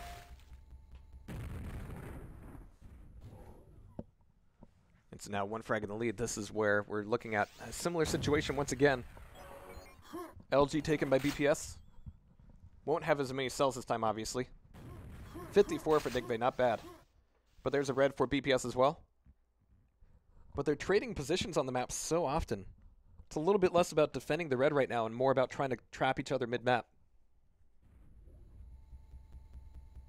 Spooky. All those cells. You want this, don't you? Alright, so there's another red taken by Nig. BPS down below, throwing out a little bit of spam. Not exactly the mutual damage he wanted. And he's getting roasted by this LG as well. Time to back off. He did a little bit of damage, but he's looking for the sniper shots here. Try not to give up anything for free. It's exactly what he's been doing, though.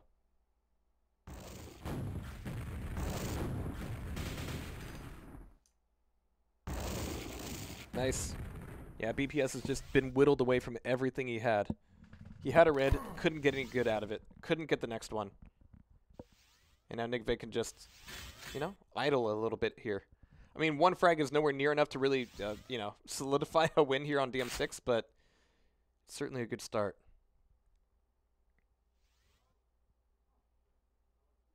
All right, so Nigve going very quiet, but BPS catches him perfectly. What was that rocket? What? What even was that? Just whipped it out around the corner. I'm sure it curved. Is this Warsaw LG now? Absolutely insane work out of Nigve there. And yeah, that is very quickly going to turn into a 3rd frag in the lead. Now just daring BPS to show up. This is where the map turns into a little bit of, okay, I got red. You can have a Mega. You're not going to get LG for free. I'm going to be owning mid enough for that at least. But what are you going to do about it? And yeah, that spawn is just for lols, really.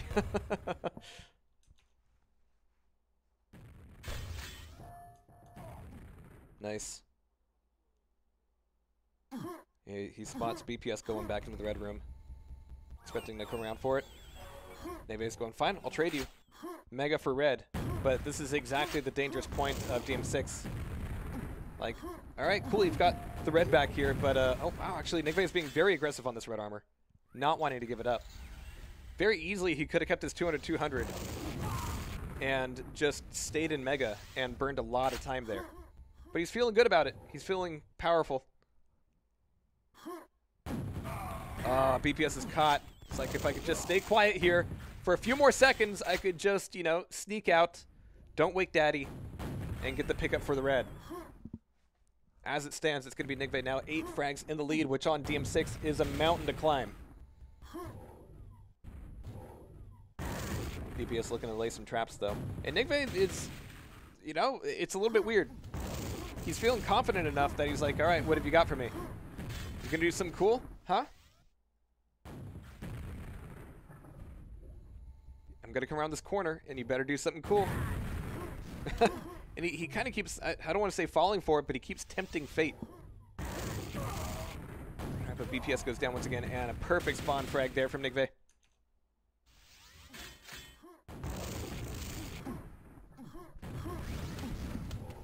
Yeah, like Q2 DM1, I'm not sure if this map would work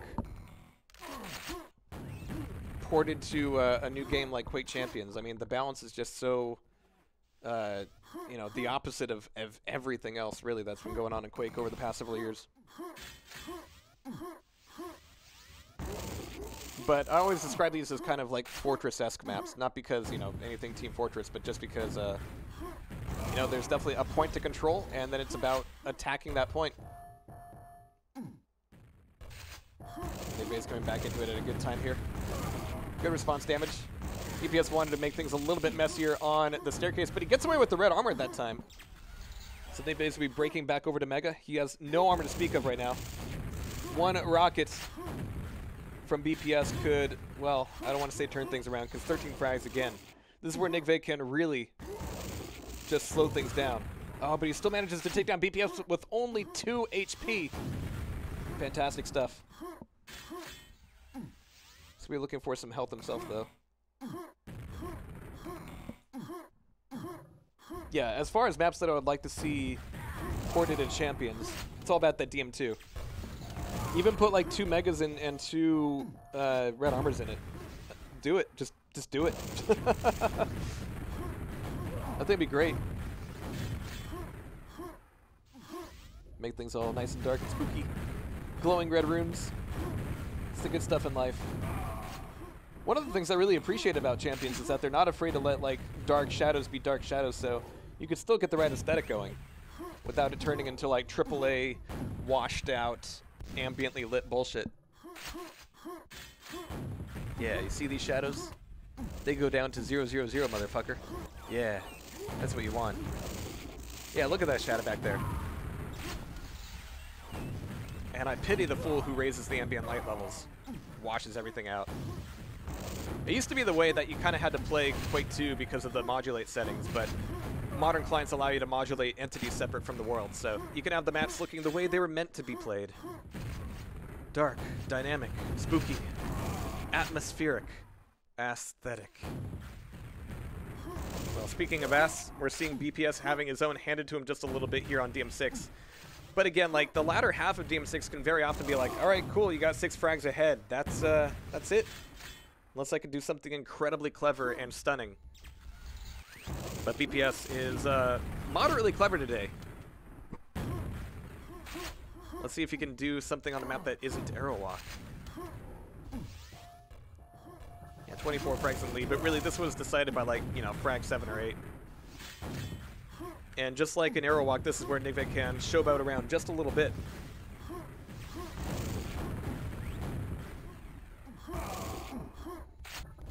Alright, so 18 seconds, and yeah, we'll be going into a 4th map in this Best of 5 series. And again, I really appreciate the Best of 5 format here, because each map is just night and day from the others. It's just not like map template A remixed a little bit. Nope. DM2 is DM2, and DM4 is DM4, but we're going to be going into maybe DM4 here, as we have Trigve taking another map away. Yeah, BPS didn't really bring a lot to that DM6.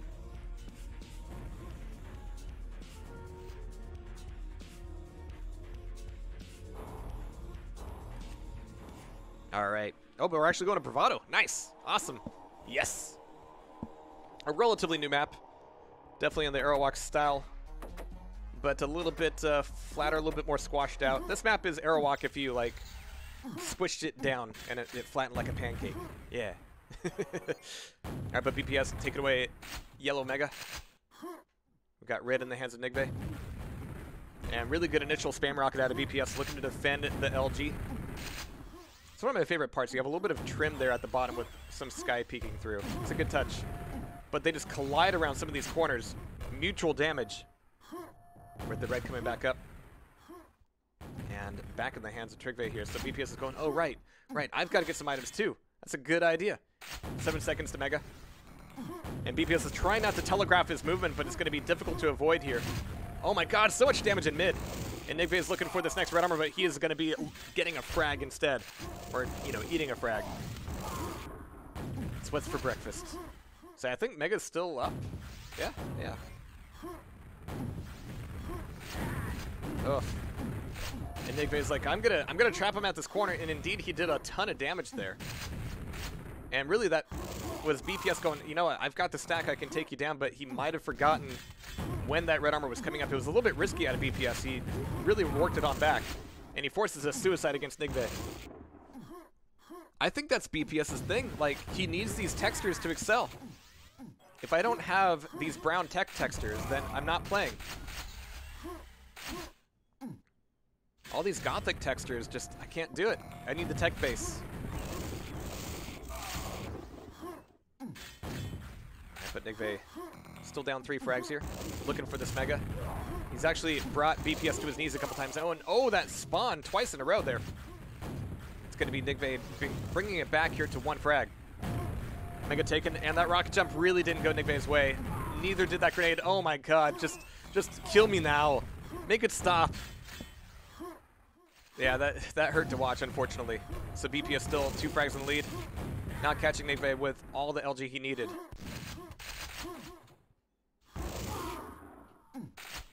Nice.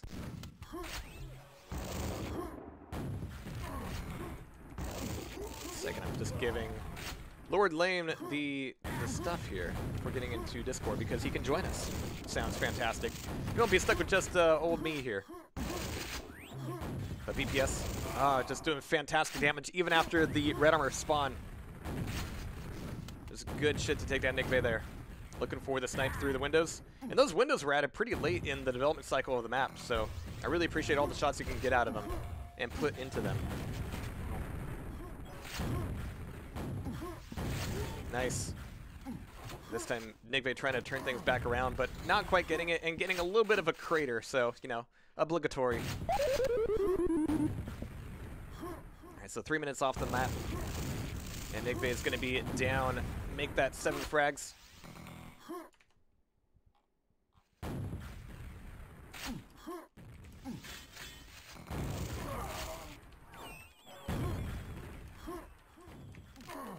There we go. So Nigve here still looking at a great stack.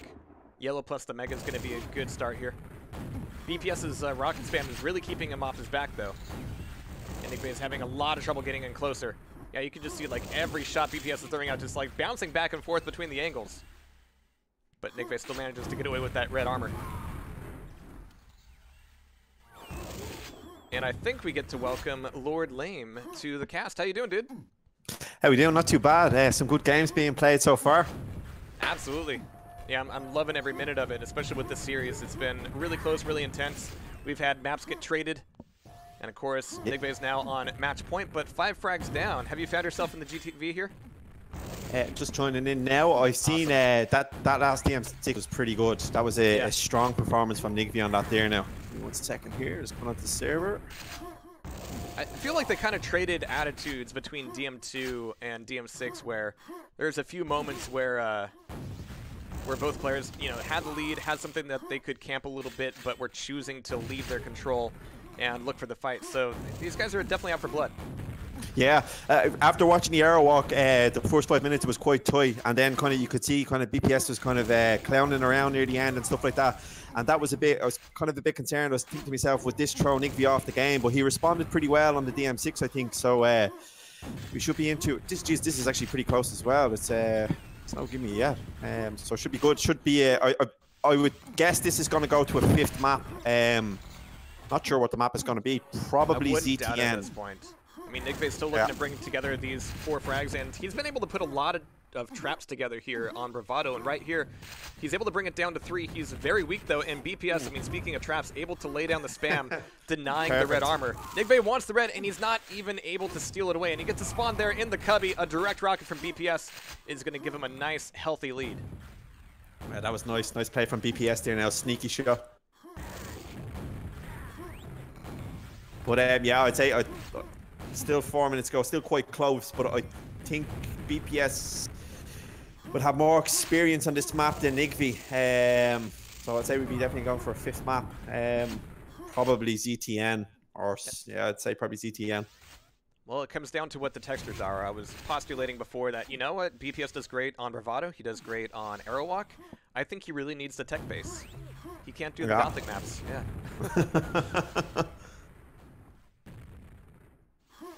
But we're almost out of those here. As BPS is still 7 frags in the lead, 4 minutes to go. Taking away Yellow Armor. Not a lot of Mega under his belt, though, so Nigve is going to have a slight stack advantage. But BPS's shots have just been so on point, and I think you're right. That's where the experience kind of comes into it here. Yeah, he's more, he knows where to be kind of looking for. Both players' aim is pretty strong. Like the LG from both of them today has been fantastic.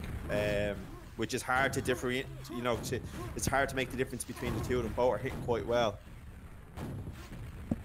Yeah, that might actually be, you know, the real crux of it. They are playing incredibly similar styles when they're in control.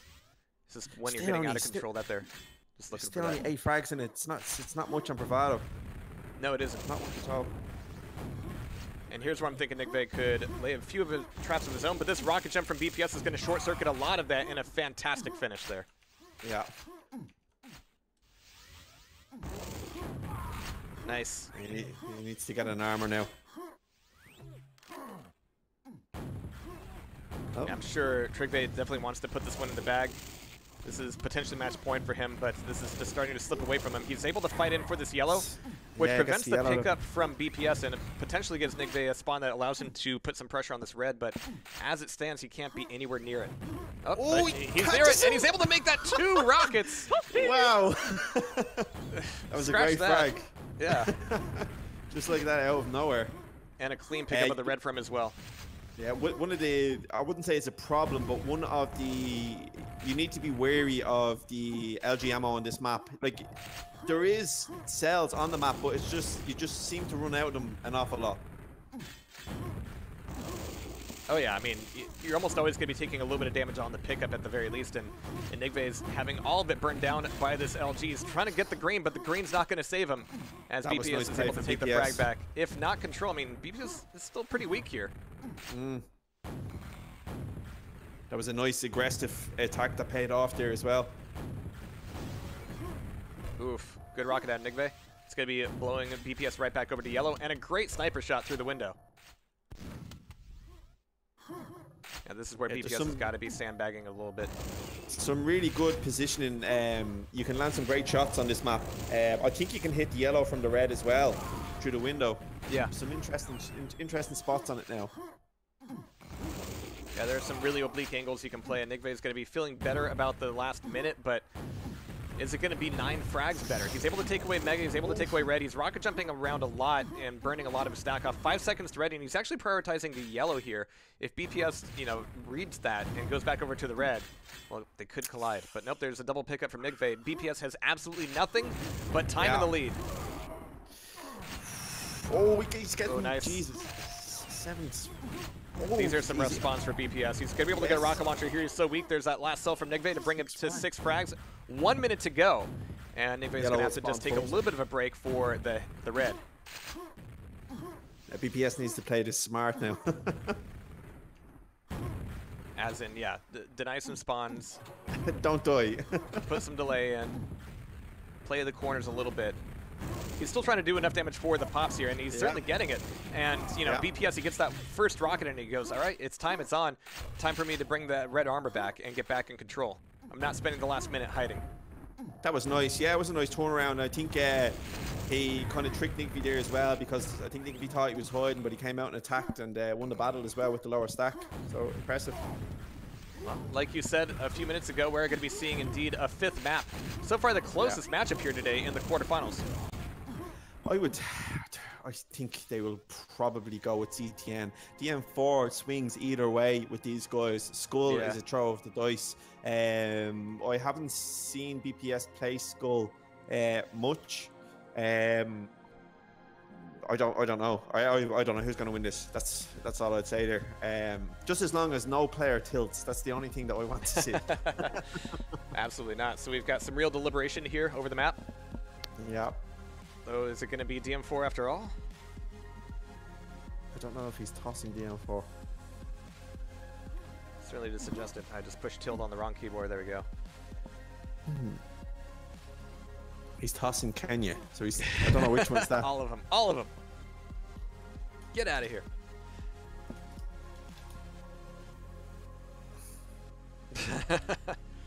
Is it not?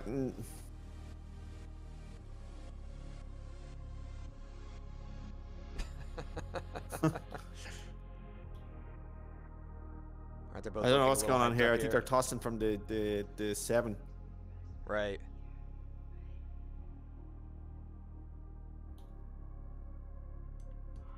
Okay, yeah, Meeg's saying toss from the remaining 3. We're not resetting the map. Yeah, we're not. We don't want to reset. Yeah, we want to see.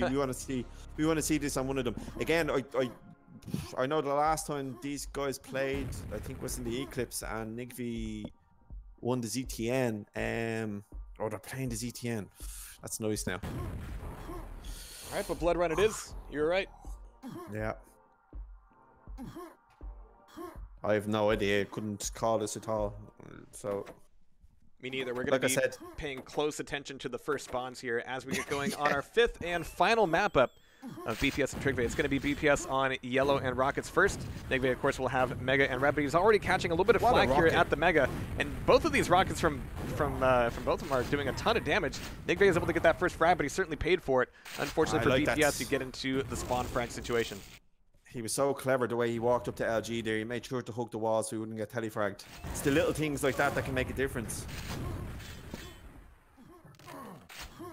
Yellow's up. Nice spam coming out of BPS here. Nigve is going to be able to recover on the Mega in 3 seconds. With the spam, he's going to be telling BPS, yeah, I'm waiting for Mega. But Nigve is still able to get away with it fairly for free. He's being quite noisy as well. He's giving his location away there. And BPS is taking full advantage of it, pushing him up against the wall. There goes the armor, there goes the Mega. Nigve is going to get away with the yellow, but BPS will certainly be looking for the next red. Nigve needs to get cells. Oh, he's walking straight into it. This is interesting because in some of the previous maps, I could actually agree with the way Trigve moved that out there where, all right, I'm going to double back and BPS will be gone and I'll be safe. But BPS is actually standing his ground a little bit more traditionally here, so Nigve's got to shift gears. Yeah, that can be a very funny spot to attack from as well, because where BPS is standing, he's got, you know, Nigve can only move a certain distance, whereas BPS is a lot harder to hit because he's got such a wide path.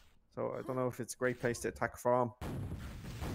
Nigve just needs to get some spam shots in here, wear him down a bit, because BPS has a really nice stack at the moment. And Nigve is still holding onto his 3 frag lead, not getting too embroiled in too many of these fights. Oh, he tried to dodge out that last rocket, but it put him right back in range for BPS's LG. And that's going to be BPS finally getting a frag on the board. Not quite catching Nigve off the spawn, though. Kind of messy there. He didn't know where he was. Yeah. It was a great opportunity for the spawn frag, but Trigve's got to be counting his stars. He's going to be stuck in the corner by Rockets. Some good LG coming out of BPS to finish him off. And there's the RJ to get BPS right back into mid. A little bit early for both of the items, but just owning this area is worth its weight in gold. This is a problem with Nigve. He needs to get an armor. There's no point in attacking somebody that's got a full stack. Unless they're super weak. That's not the case, though. BPS with some great spawn spam on the yellow. Yeah. They'd be looking for a way back up here, but BPS is actually playing this a little bit like he would be playing Arrow Walk, just using a lot of rocket jumps to make sure that Nigve just doesn't have a way to get back into mid. Nigve's spam, you can see there, is taking a lot of armor off, but then just replenished straight away. It's like it didn't make a difference. Absolutely not. So BPS is actually going for a little bit of a trap here. He's only 1 frag in the lead now, bringing it back in from the loss he was at. Fortunately, he's already got shotgun, so he just makes the 1 sound on the staircase. Trying to catch Nigve here. Intelligent play. It's down below at the teleporter. So BPS can actually wait for this red armor just a little bit, see if Nigve makes a break out of there. It's actually waiting for him out of the teleporter too, yeah. He done a fake rocket jump there, which is quite smart. Clever stuff now. There is VVD. I was wondering where he was.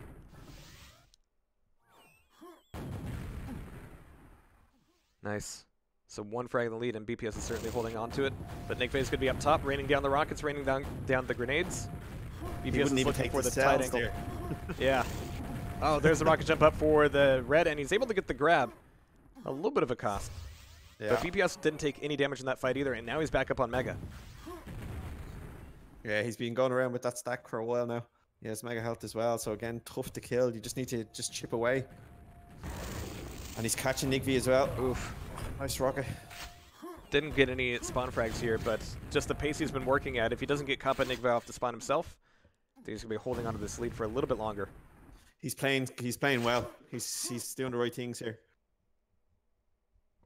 There's no world where you can think, all right, 2 frags is enough of a lead on Blood Run, but he's being very careful with his movement down the hallway, not exactly exposing himself on any of these corners. And Nigve, I mean, even off the spawn, he's looking for these trap opportunities. Yeah. BPS is trapping him as well, though. This is he's not going gung-ho. He's playing very, very smart, very, very focused.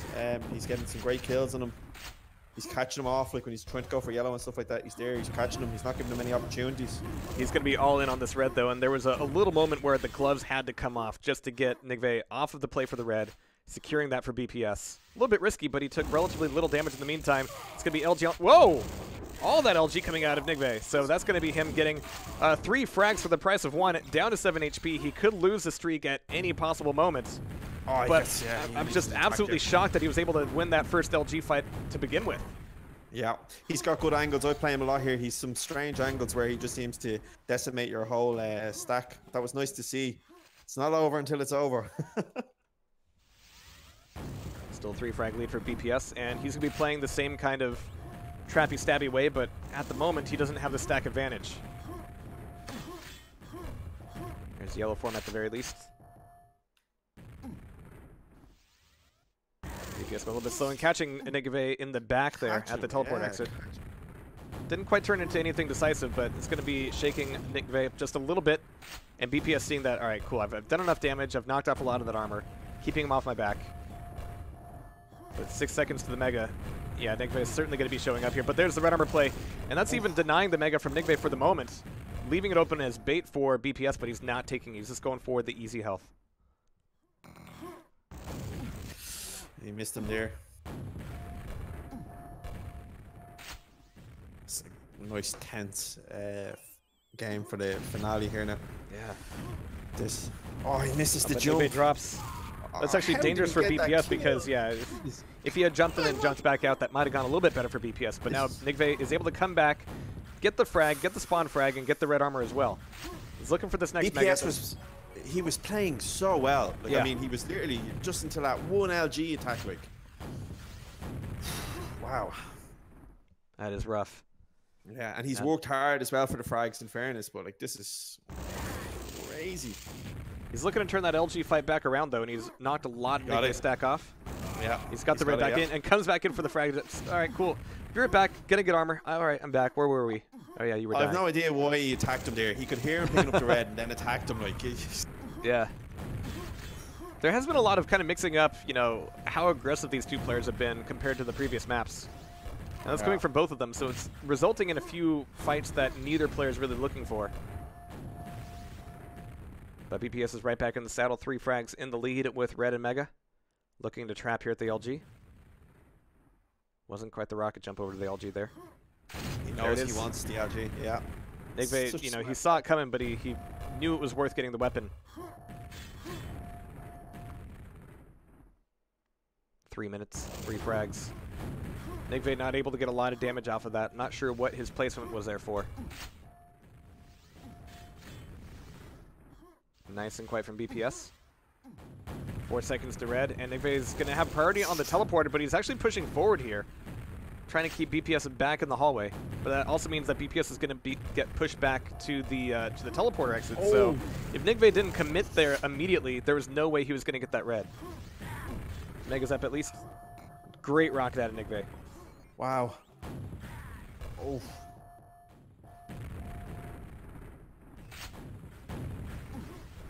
Nice. So still 3 frags in the lead. BPS is going to be taking a lot of spam. Yeah. Oh, there's the spam there from Nigve. Yeah, using the grenades to mask the hidden rockets. That's the great thing about Quake. You use explosives to hide the other explosives. Oh, wow. Oof. Jesus Christ.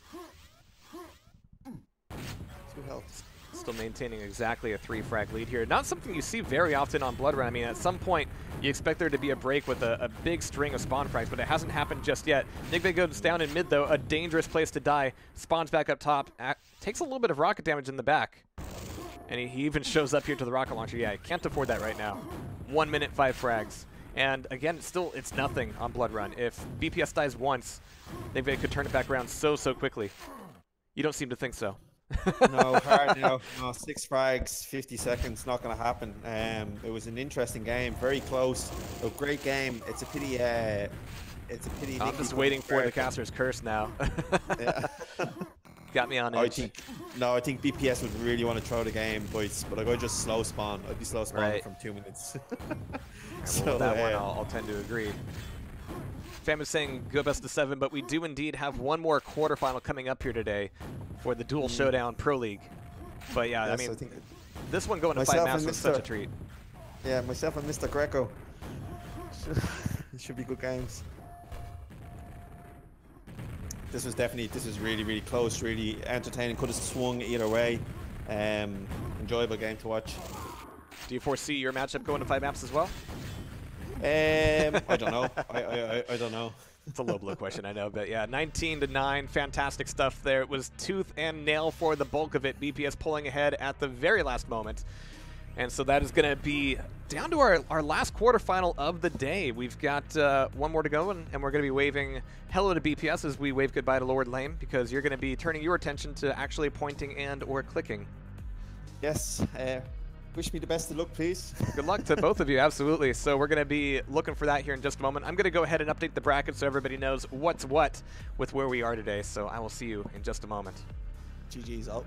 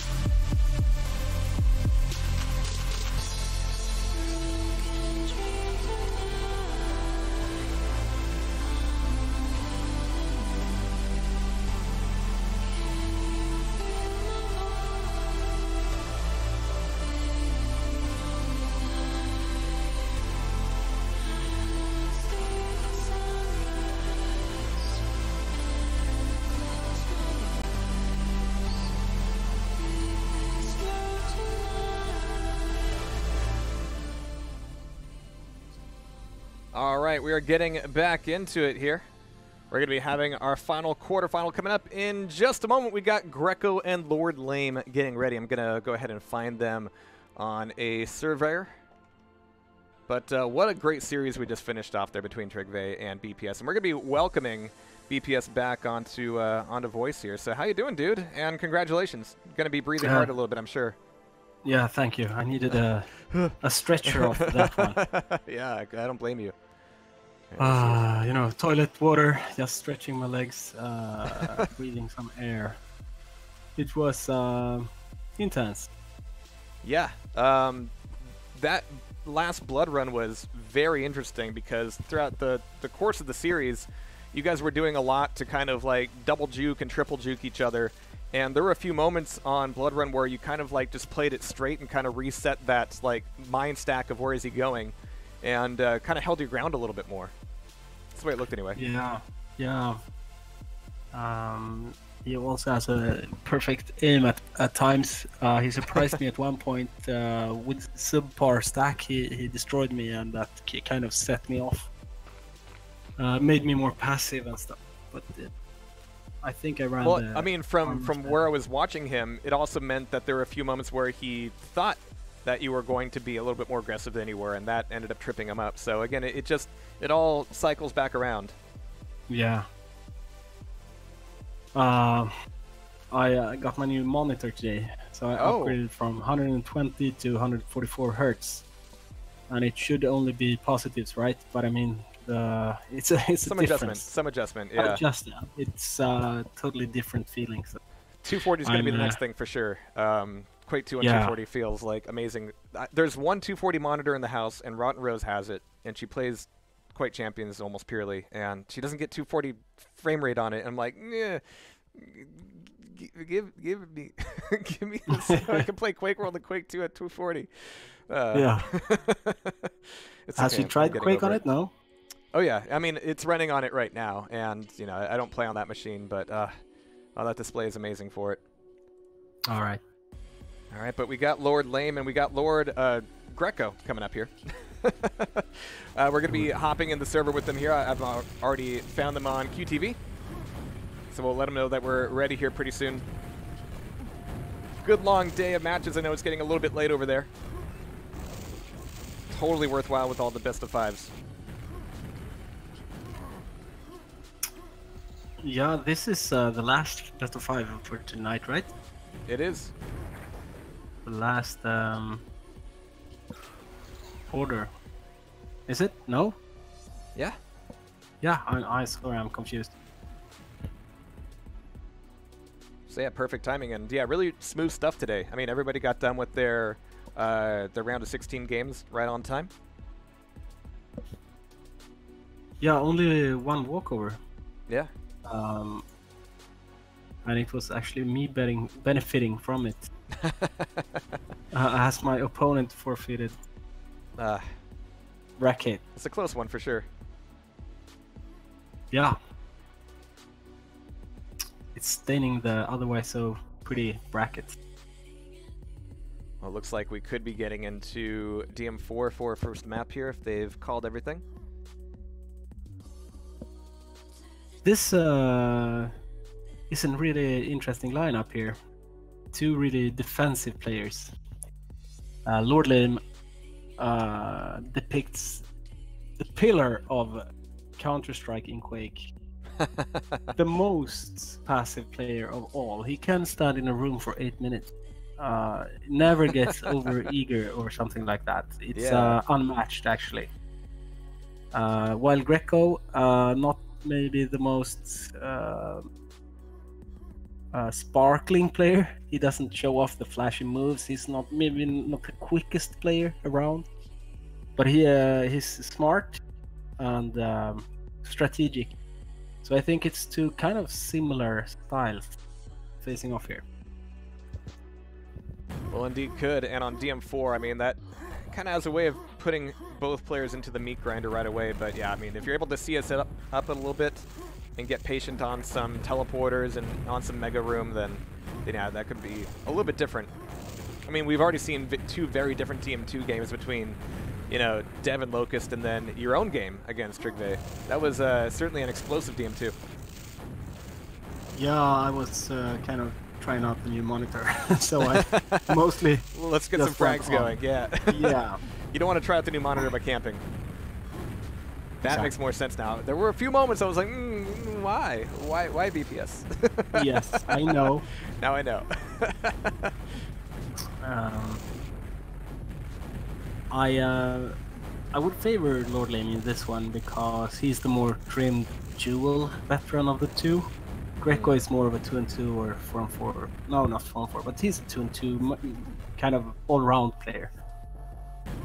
Well, we have all the other predictions coming into chat here as well, and it seems to lean that way. Oh, yeah, like actually predicting 3-2 to Lord Lame is Miag. I predict 3-1 Lord Lame. Well, VVD's changing his predictions as much as he's changing people's ranks, so that makes sense. Alright, but we're going over to Bravado actually for the first map here. Little Kenya, but a little bit of tech base as well, so we're going to get into it. Let me remind them that we're all set. Yeah, this is uncommon grounds for Greco. He really isn't a Kenya lover. I know Lord Lane is kind of the same, but at least he has hundreds more duels on this one. Right. Looks like they're both getting warmed up here. It's nice having Lord Lame on the mic, but now we're going to have him on camera and on the frags as we get into it. Map 1 coming up here for our final quarterfinal showdown here today in the dual showdown between Lord Lame and Greco. Good luck to them both as we get started on Bravado. It's going to be Lord Lame getting the spawn for Rockets and Red Armor. They both, spawn a little bit close to each other, but Lord Lame kept his eyes on the ball and went, nope, don't want to fight you right now. I just want weapons, I want armor, I want Mega. And he's going to have the full bevy of all of that right now. Nice. And that, of course, that leads into a first frag. I mean, not being able to get an early LG there for Greco is going to be bad news. It's going to be a bit of a trap here at the yellow. Great rockets coming out of Greco, though. Lord Lame having to break it back off. Going to be a little bit before items spawn back up, but he wants to get a little bit of damage in before that happens. Some crazy movement out of Greco with the red coming back up. What? Nice rocket. All right. He's surprising all of us, I guess. Yeah, Lame wasn't even looking in that direction. It was like, oh, rocket out of there. Great. But Greco down to 2 HP. This yellow is not going to help him out too much if he can get some health back up. There's the pickups. It's going to be giving his position away with that 2 as well. So with the red coming back up, I mean, Lord Lame is just topping back off. He's like, could you hit me with a little bit of rocket splash so I can get this red? Thanks. Greco's able to come back in here for another yellow, but he's largely in the same position he was. It's a little bit lighter, actually, on his rocket ammo, and he's getting pummeled. Oh, that rocket nearly catching him between the eyes. But yeah, he absolutely has to prioritize that rocket ammo. Yeah, it's a tough map to get fat on ammunition. You always find yourself empty. But he's also thinking, you know what, I don't have control right now, I've only got the yellows, but I'm 1 frag in the lead. I need to not give that up, and here's where some of that patience we were talking about comes into it. But every time he wants to cross over to red, he's catching some flack here from Lord Lame. He's able to bring it back. 7 seconds to Mega. And this might be a really handy thing for Greco here. But he's able to catch Lord Lame here in mid. Is he out of rockets? Seems so. Would have been the time for it, but that also means that he's not going to be able to get that Mega. And certainly, this red is not going to go to him either. Yeah, he's so light on the ammo. When it's low frags like this, you're not looking at either player walking around with a lot of rockets under their belt. So Lord Lame's going to finish off with just the cells, getting a little bit more ammo, and bringing things back up here. Surprisingly low fragging game. Yeah. But Really Lord Lame gets another one here. Greco is showing better resistance than expected. And so Lord Lame is going to still be holding on to full red. So RJ to get onto the lightning gun. If that was timed for the Mega a little bit cleaner, he could have gotten away with it, but Lord Lame's going to be here on the Mega. No such luck for Greco.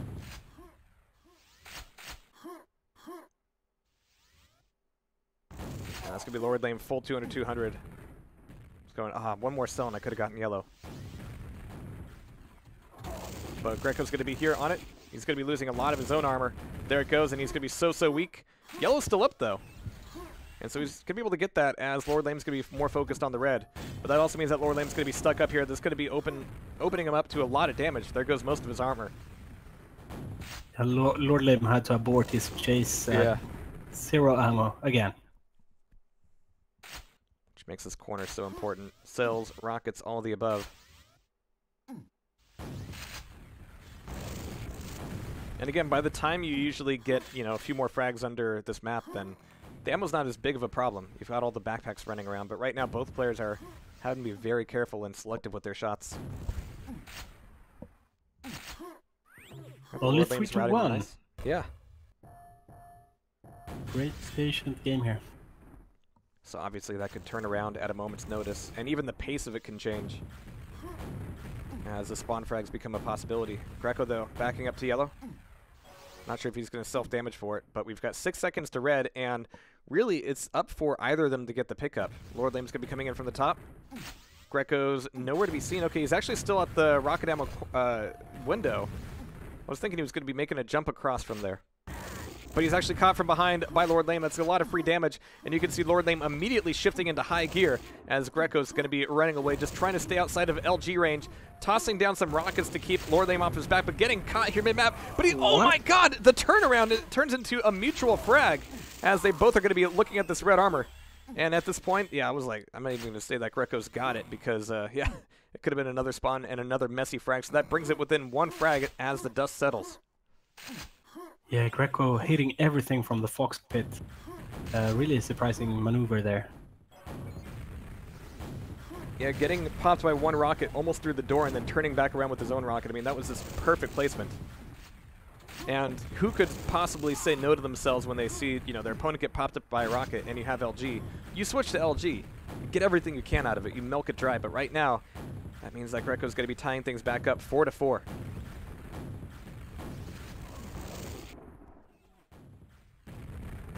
Dead end jumping for that LG here. And that's one thing twice. where... Yeah. That's where experience is really going to help out on this map, just like the very precise rocket angles. So good yellow taken, but yeah, Greco wasn't expecting the rocket through the window. That's going to hurt a little bit. 2 seconds to Mega, and is this going to be his salvation? No, he hears the drop from Lord Lame and has to give it up. Trying to run back around here towards red, but yeah, this is not the place for it. Not sure how many rockets he has. Well, there's the one pack, and okay, he needed the pack. Mega's up. Oh, doesn't quite have the reaction on the teleporter exit, but he's still alive. But every time he escapes a fight like that, it seems like he's getting pushed back to, you know, kind of an obvious spot. So immediately going to yellow there just made him easy bait for Lord Lame. Great spam from Lord Lame there. But Greco is avoiding perfectly, I think. Yeah, he's playing out these corners really nicely. Lord Lame's actually catching himself with a few of these rockets. Oh, but Lord Lame didn't go and stick around for the rocket pack. He just fires 2 rockets against walls with the red back up, and now he's got to leave it completely. I'm not sure if Greco's going to get that memo and get the pickup for the red. There it is. Every rocket is just so scarce here. 2 rockets for Lord Lame. Can't be much more than that for Greco. But good LG to open things up, and now Lord Lame's got to, you know, finish off with LG, try to make something happen with the shotgun. He wants to get a second frag, and he knows that Greco's on the run a little bit. Yeah, you can see how weak Greco is. He just doesn't have the weapons to finish him off. Maybe a boomstick from across the map would do the trick. That's going to allow Greco to restack just a little bit. There's the close range with the LG, and Greco goes down. And even after that pack, I mean, there's still not a lot of rockets on the map.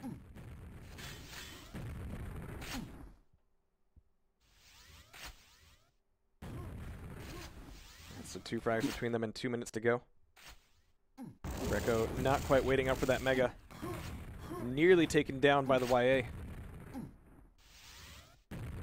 But in some cases, almost getting taken down is worse than getting taken down. You have to recover, you have to go places that might be a little bit obvious. Exactly. Having the fresh stack can be a benefit sometimes. But Greco's still looking for this Mega. He was just a second off. He's looking to spam it off, but he only gets a little bit of damage there. Oof.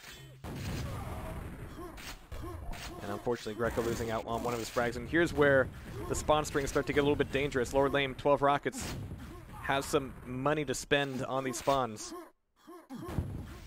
Yeah, looks like Greco's focus falters. He just runs, and that won't cut him.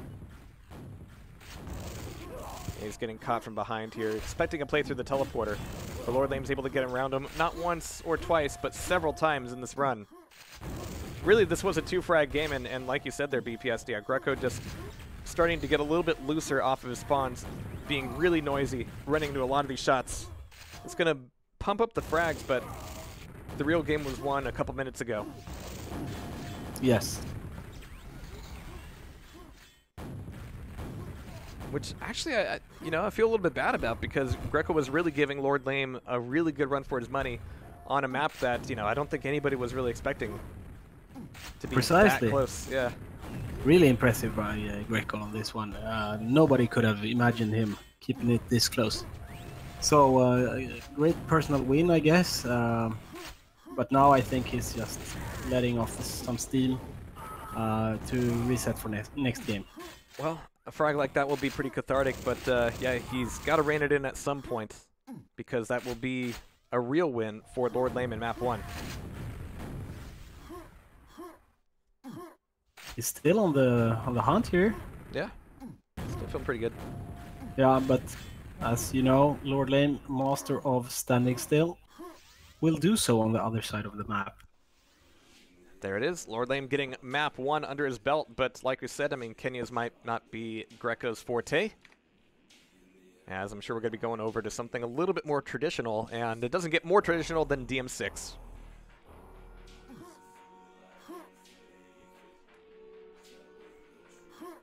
All right, here we go. Dev's saying it'll be easy. I have my doubts.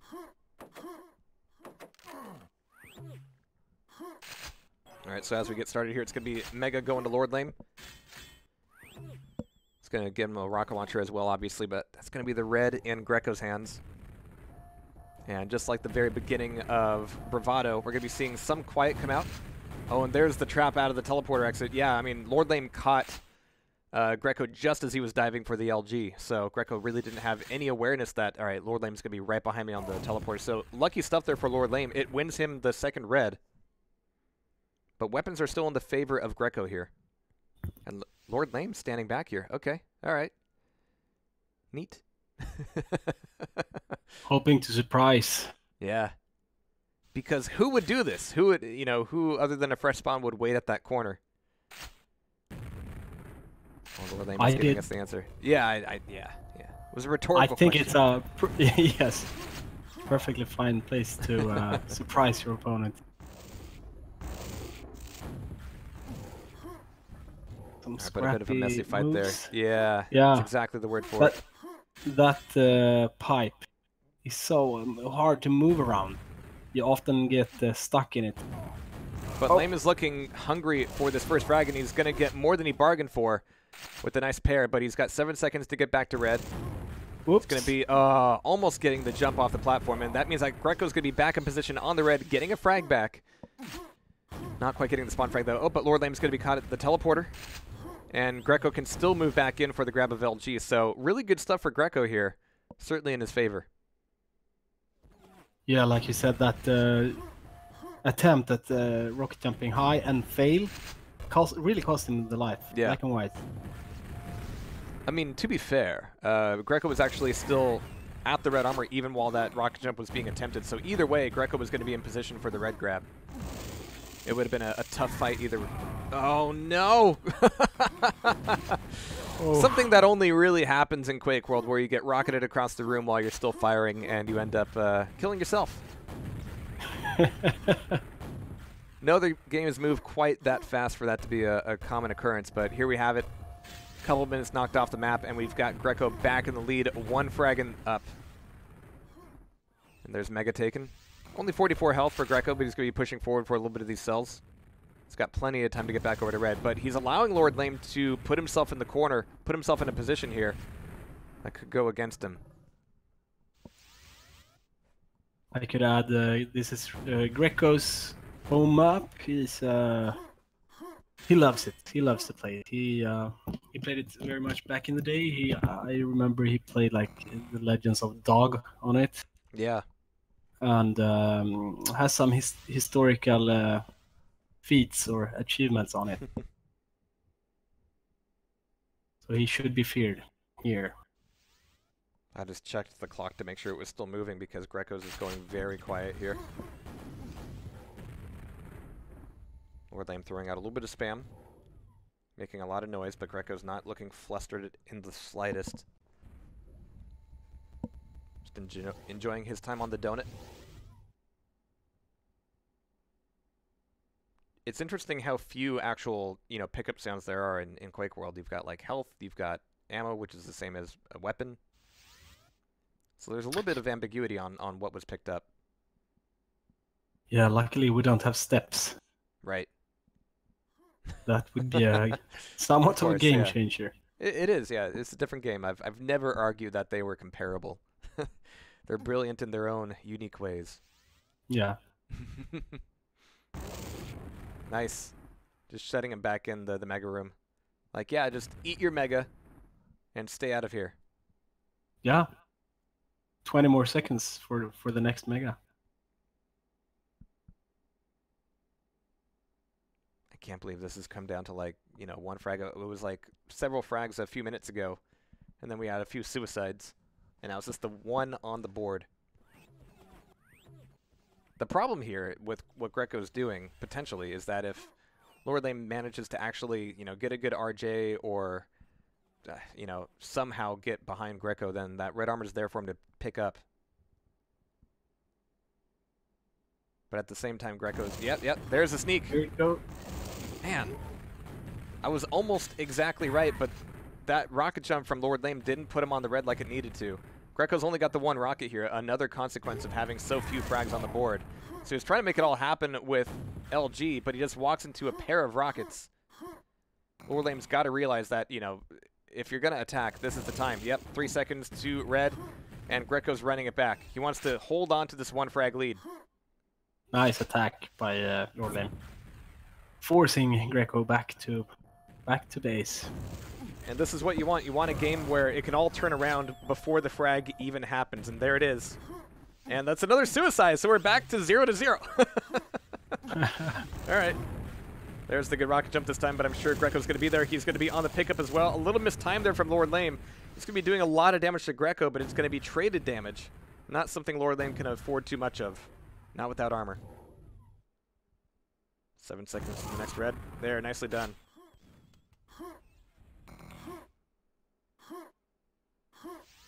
And now we've gone from 1-0 Greco to 1-0 Lord Lame. 4 minutes left on the clock.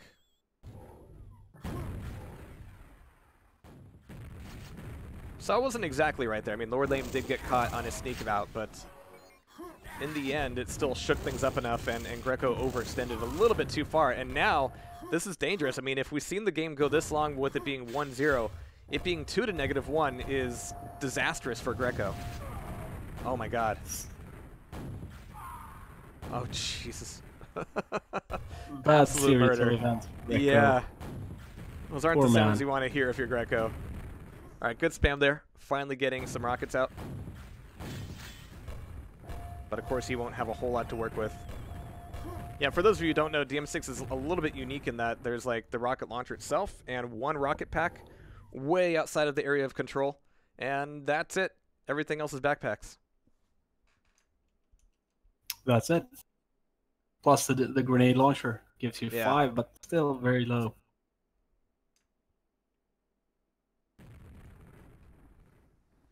All right, so 3 minutes on the board, and Lord Lame, he's being a little bit more conservative than Greco was in this position. He's going to go, all right, you can cross mid if you want. That's no problem. You can break out of the Mega, but I'm not going to, you know, take my eyes off the red. Not while it's coming up. But Lord Lame's actually on the attack here. He's on the prowl. Circling back around. Seeing if Greco's going to show up. Nice. And yeah, still here with plenty of time for the red. One important battle coming up. Yes, Great indeed, start that's gonna for be for Greco, but yeah. Lord Lame escapes. Getting caught on the stairs just a little bit could actually save his life. Back to the This teleporter. is his chance. But at the same time, this is where Greco's got to go, all right, I can get red all day now, but how do I actually attack Lord Lame? Well, up the pipe is going to be a good start. As Mega's coming back up, it's going to be Greco getting the grab.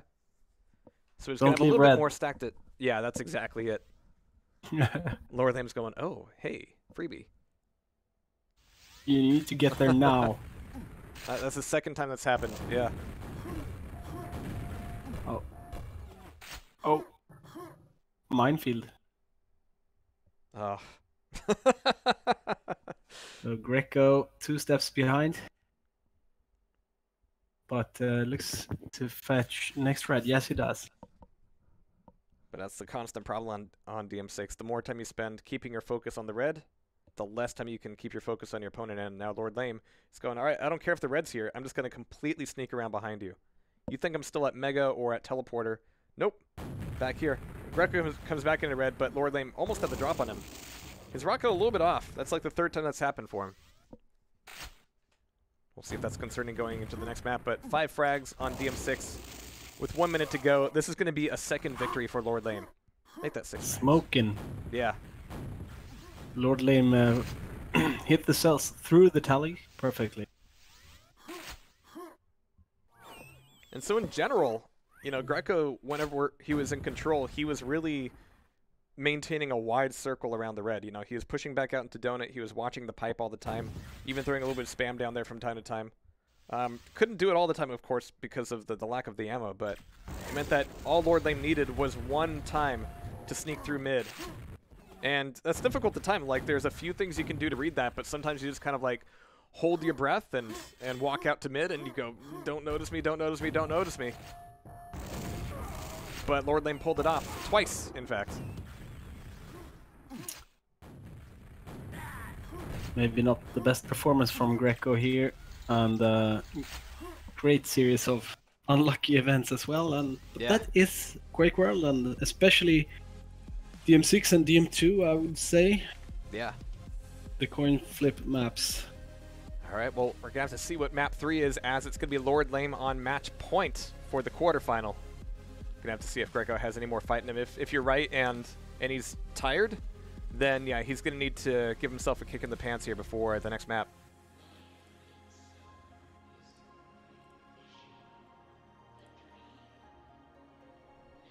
All right, but getting into it here. Going to be getting the call. It's going to be Lord Lame's pick, in fact. All right, and he will probably pick his home map, which is DM4. But I think that map also favors Greco. Or Lord Lame is pulling out an ace out of his sleeve and go with like Skull.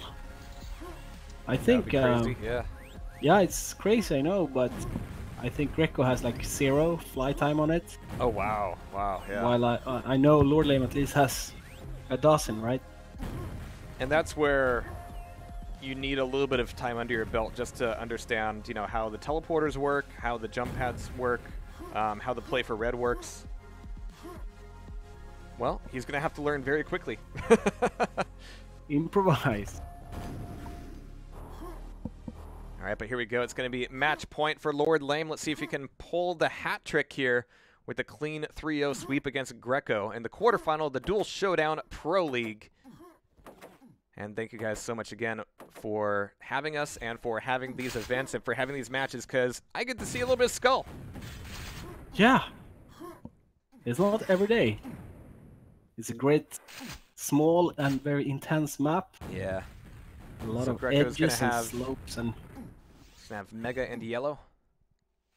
Lord Lame just lording over the top of the map, looking for Greco to take that jump pad somewhere.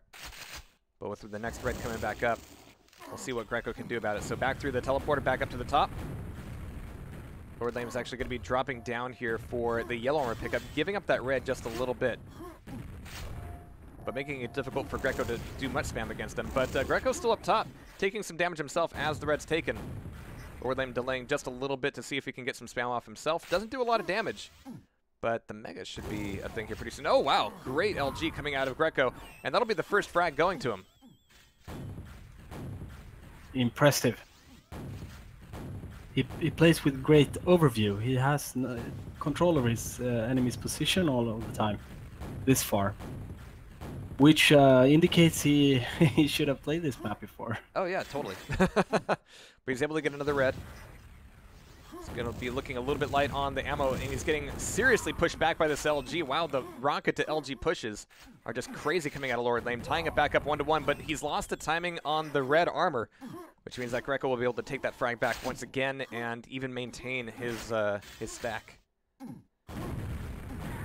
Awkward rockets around the corner as Lord Lame brings it back together without losing too much damage this time.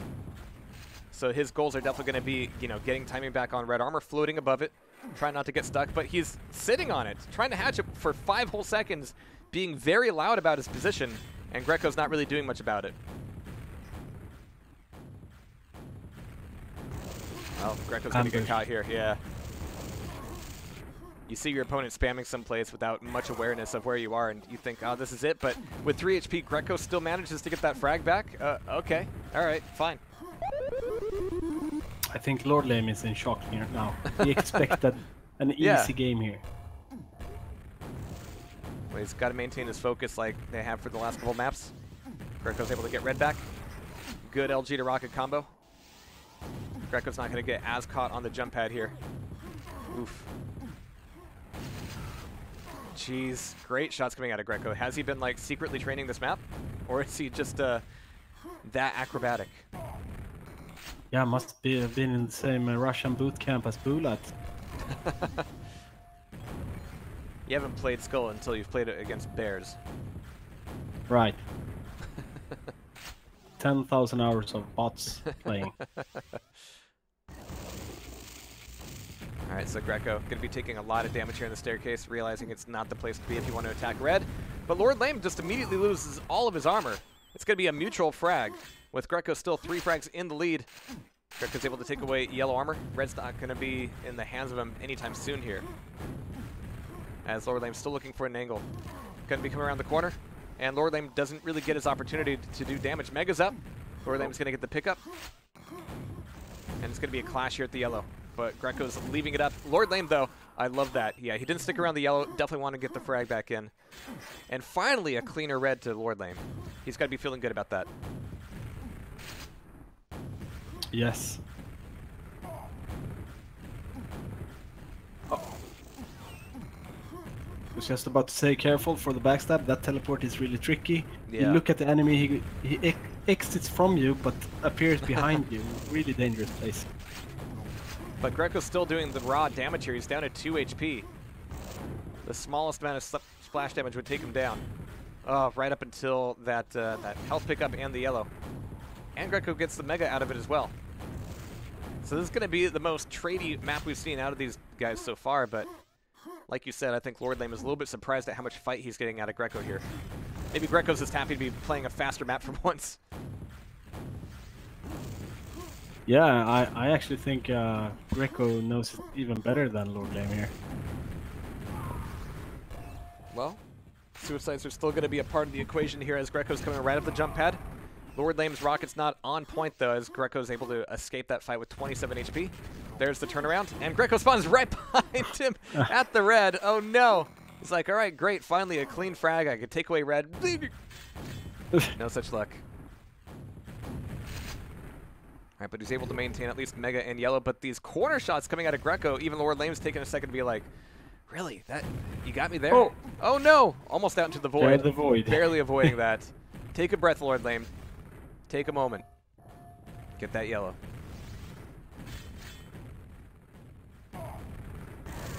Alright, so Greco's going to have red here, of course.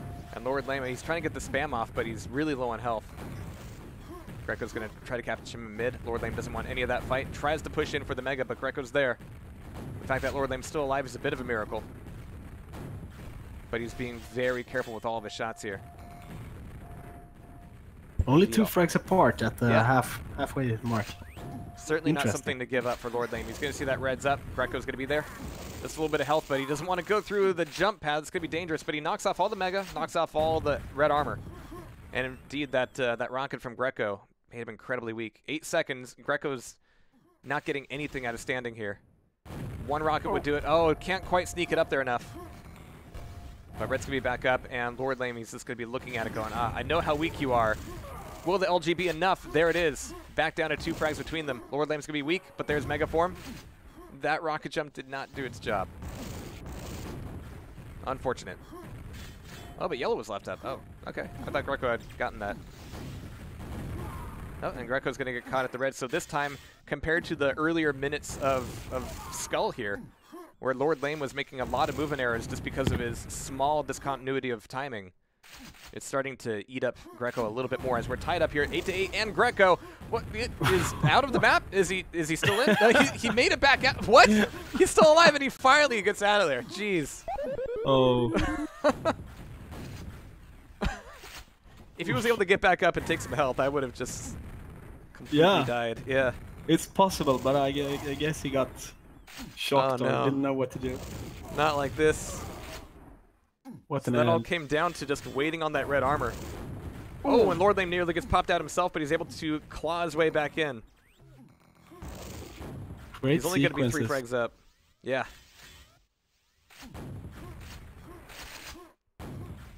Nice. So 3 Mega frags in soon. the lead. And Lord Lame's wanting to drop, but of course dropping all this distance is so dangerous. But of course, as Greco actually went through the teleporter and didn't drop the Mega, but instead went up top, that gave Lord Lame the perfect window to get it himself. Trying to make it happen with the LG. Got to be careful on that teleporter though, because yeah, you will be taking a little bit of fall damage. Cannot afford that right now. As we got Greco back up on the red armor, and Lord Lame, oh, he takes a bad frag at the grenade launcher. 1 frag between them, 2 minutes and 2 HP for Greco. Oh, Lord Lame comes back around the corner for that pickup, and it's turned back around with the suicide. How does this keep happening with these spawns? Yeah.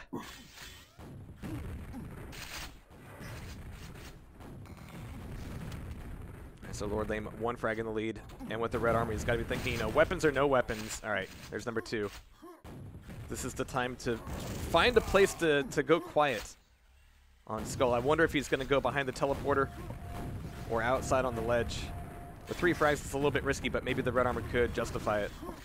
Yellow's taken. Good rocket out of Lord Lame. He's looking for, yeah, the rocket out of LG. Not going to get it, but he's going to be full 200-200 here. Yeah, Lord Lame smells blood, and Greco seems panicked. He's losing a lot of his stack. Yeah. Yeah, almost. This is where Lord Lame's got to be very careful coming around these corners. Yeah, that's it. Lord Lame missed that. But that's myself that a lot these past few maps. There's been a lot of crazy shots. Oh, trying to get the final pop, but with 12 HP, Greco is still alive. 55 seconds and 2 frags to make up. He's got to be careful about the drop down damage though, as Lord Lame gets that one completely for free. No damage taken. And Greco's out of there, suiciding again, and this is going to be a bit of a run. 5 frags in the lead, and Lord Lame is starting to feel this victory.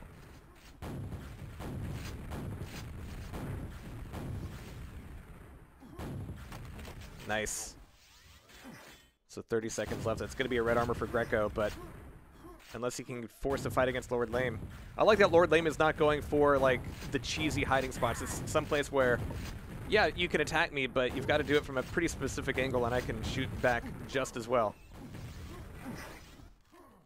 Right, he's like taunting him.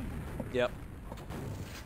You know, he knows he has it in the bag already. And there it is. That is going to be a 3-0 for Lord Lame. We're going to be waving goodbye to Greco next week. But with the play on Skull, one that was a lot closer than any of us thought it was going to be. I mean, we've seen that and said that a few times for Greco here. So really good games, well played all together. Congrats to you, BPS, for moving forward into next week, as well as Lord Lame. Thank you. Let me bring things up here. So it'll be Lord Lame versus Locust. That's right, yeah. Okay. Yeah, let me bring things up here a little bit. Let me do a quick update on the bracket just so everybody can see what we're looking forward to next week, because indeed we are.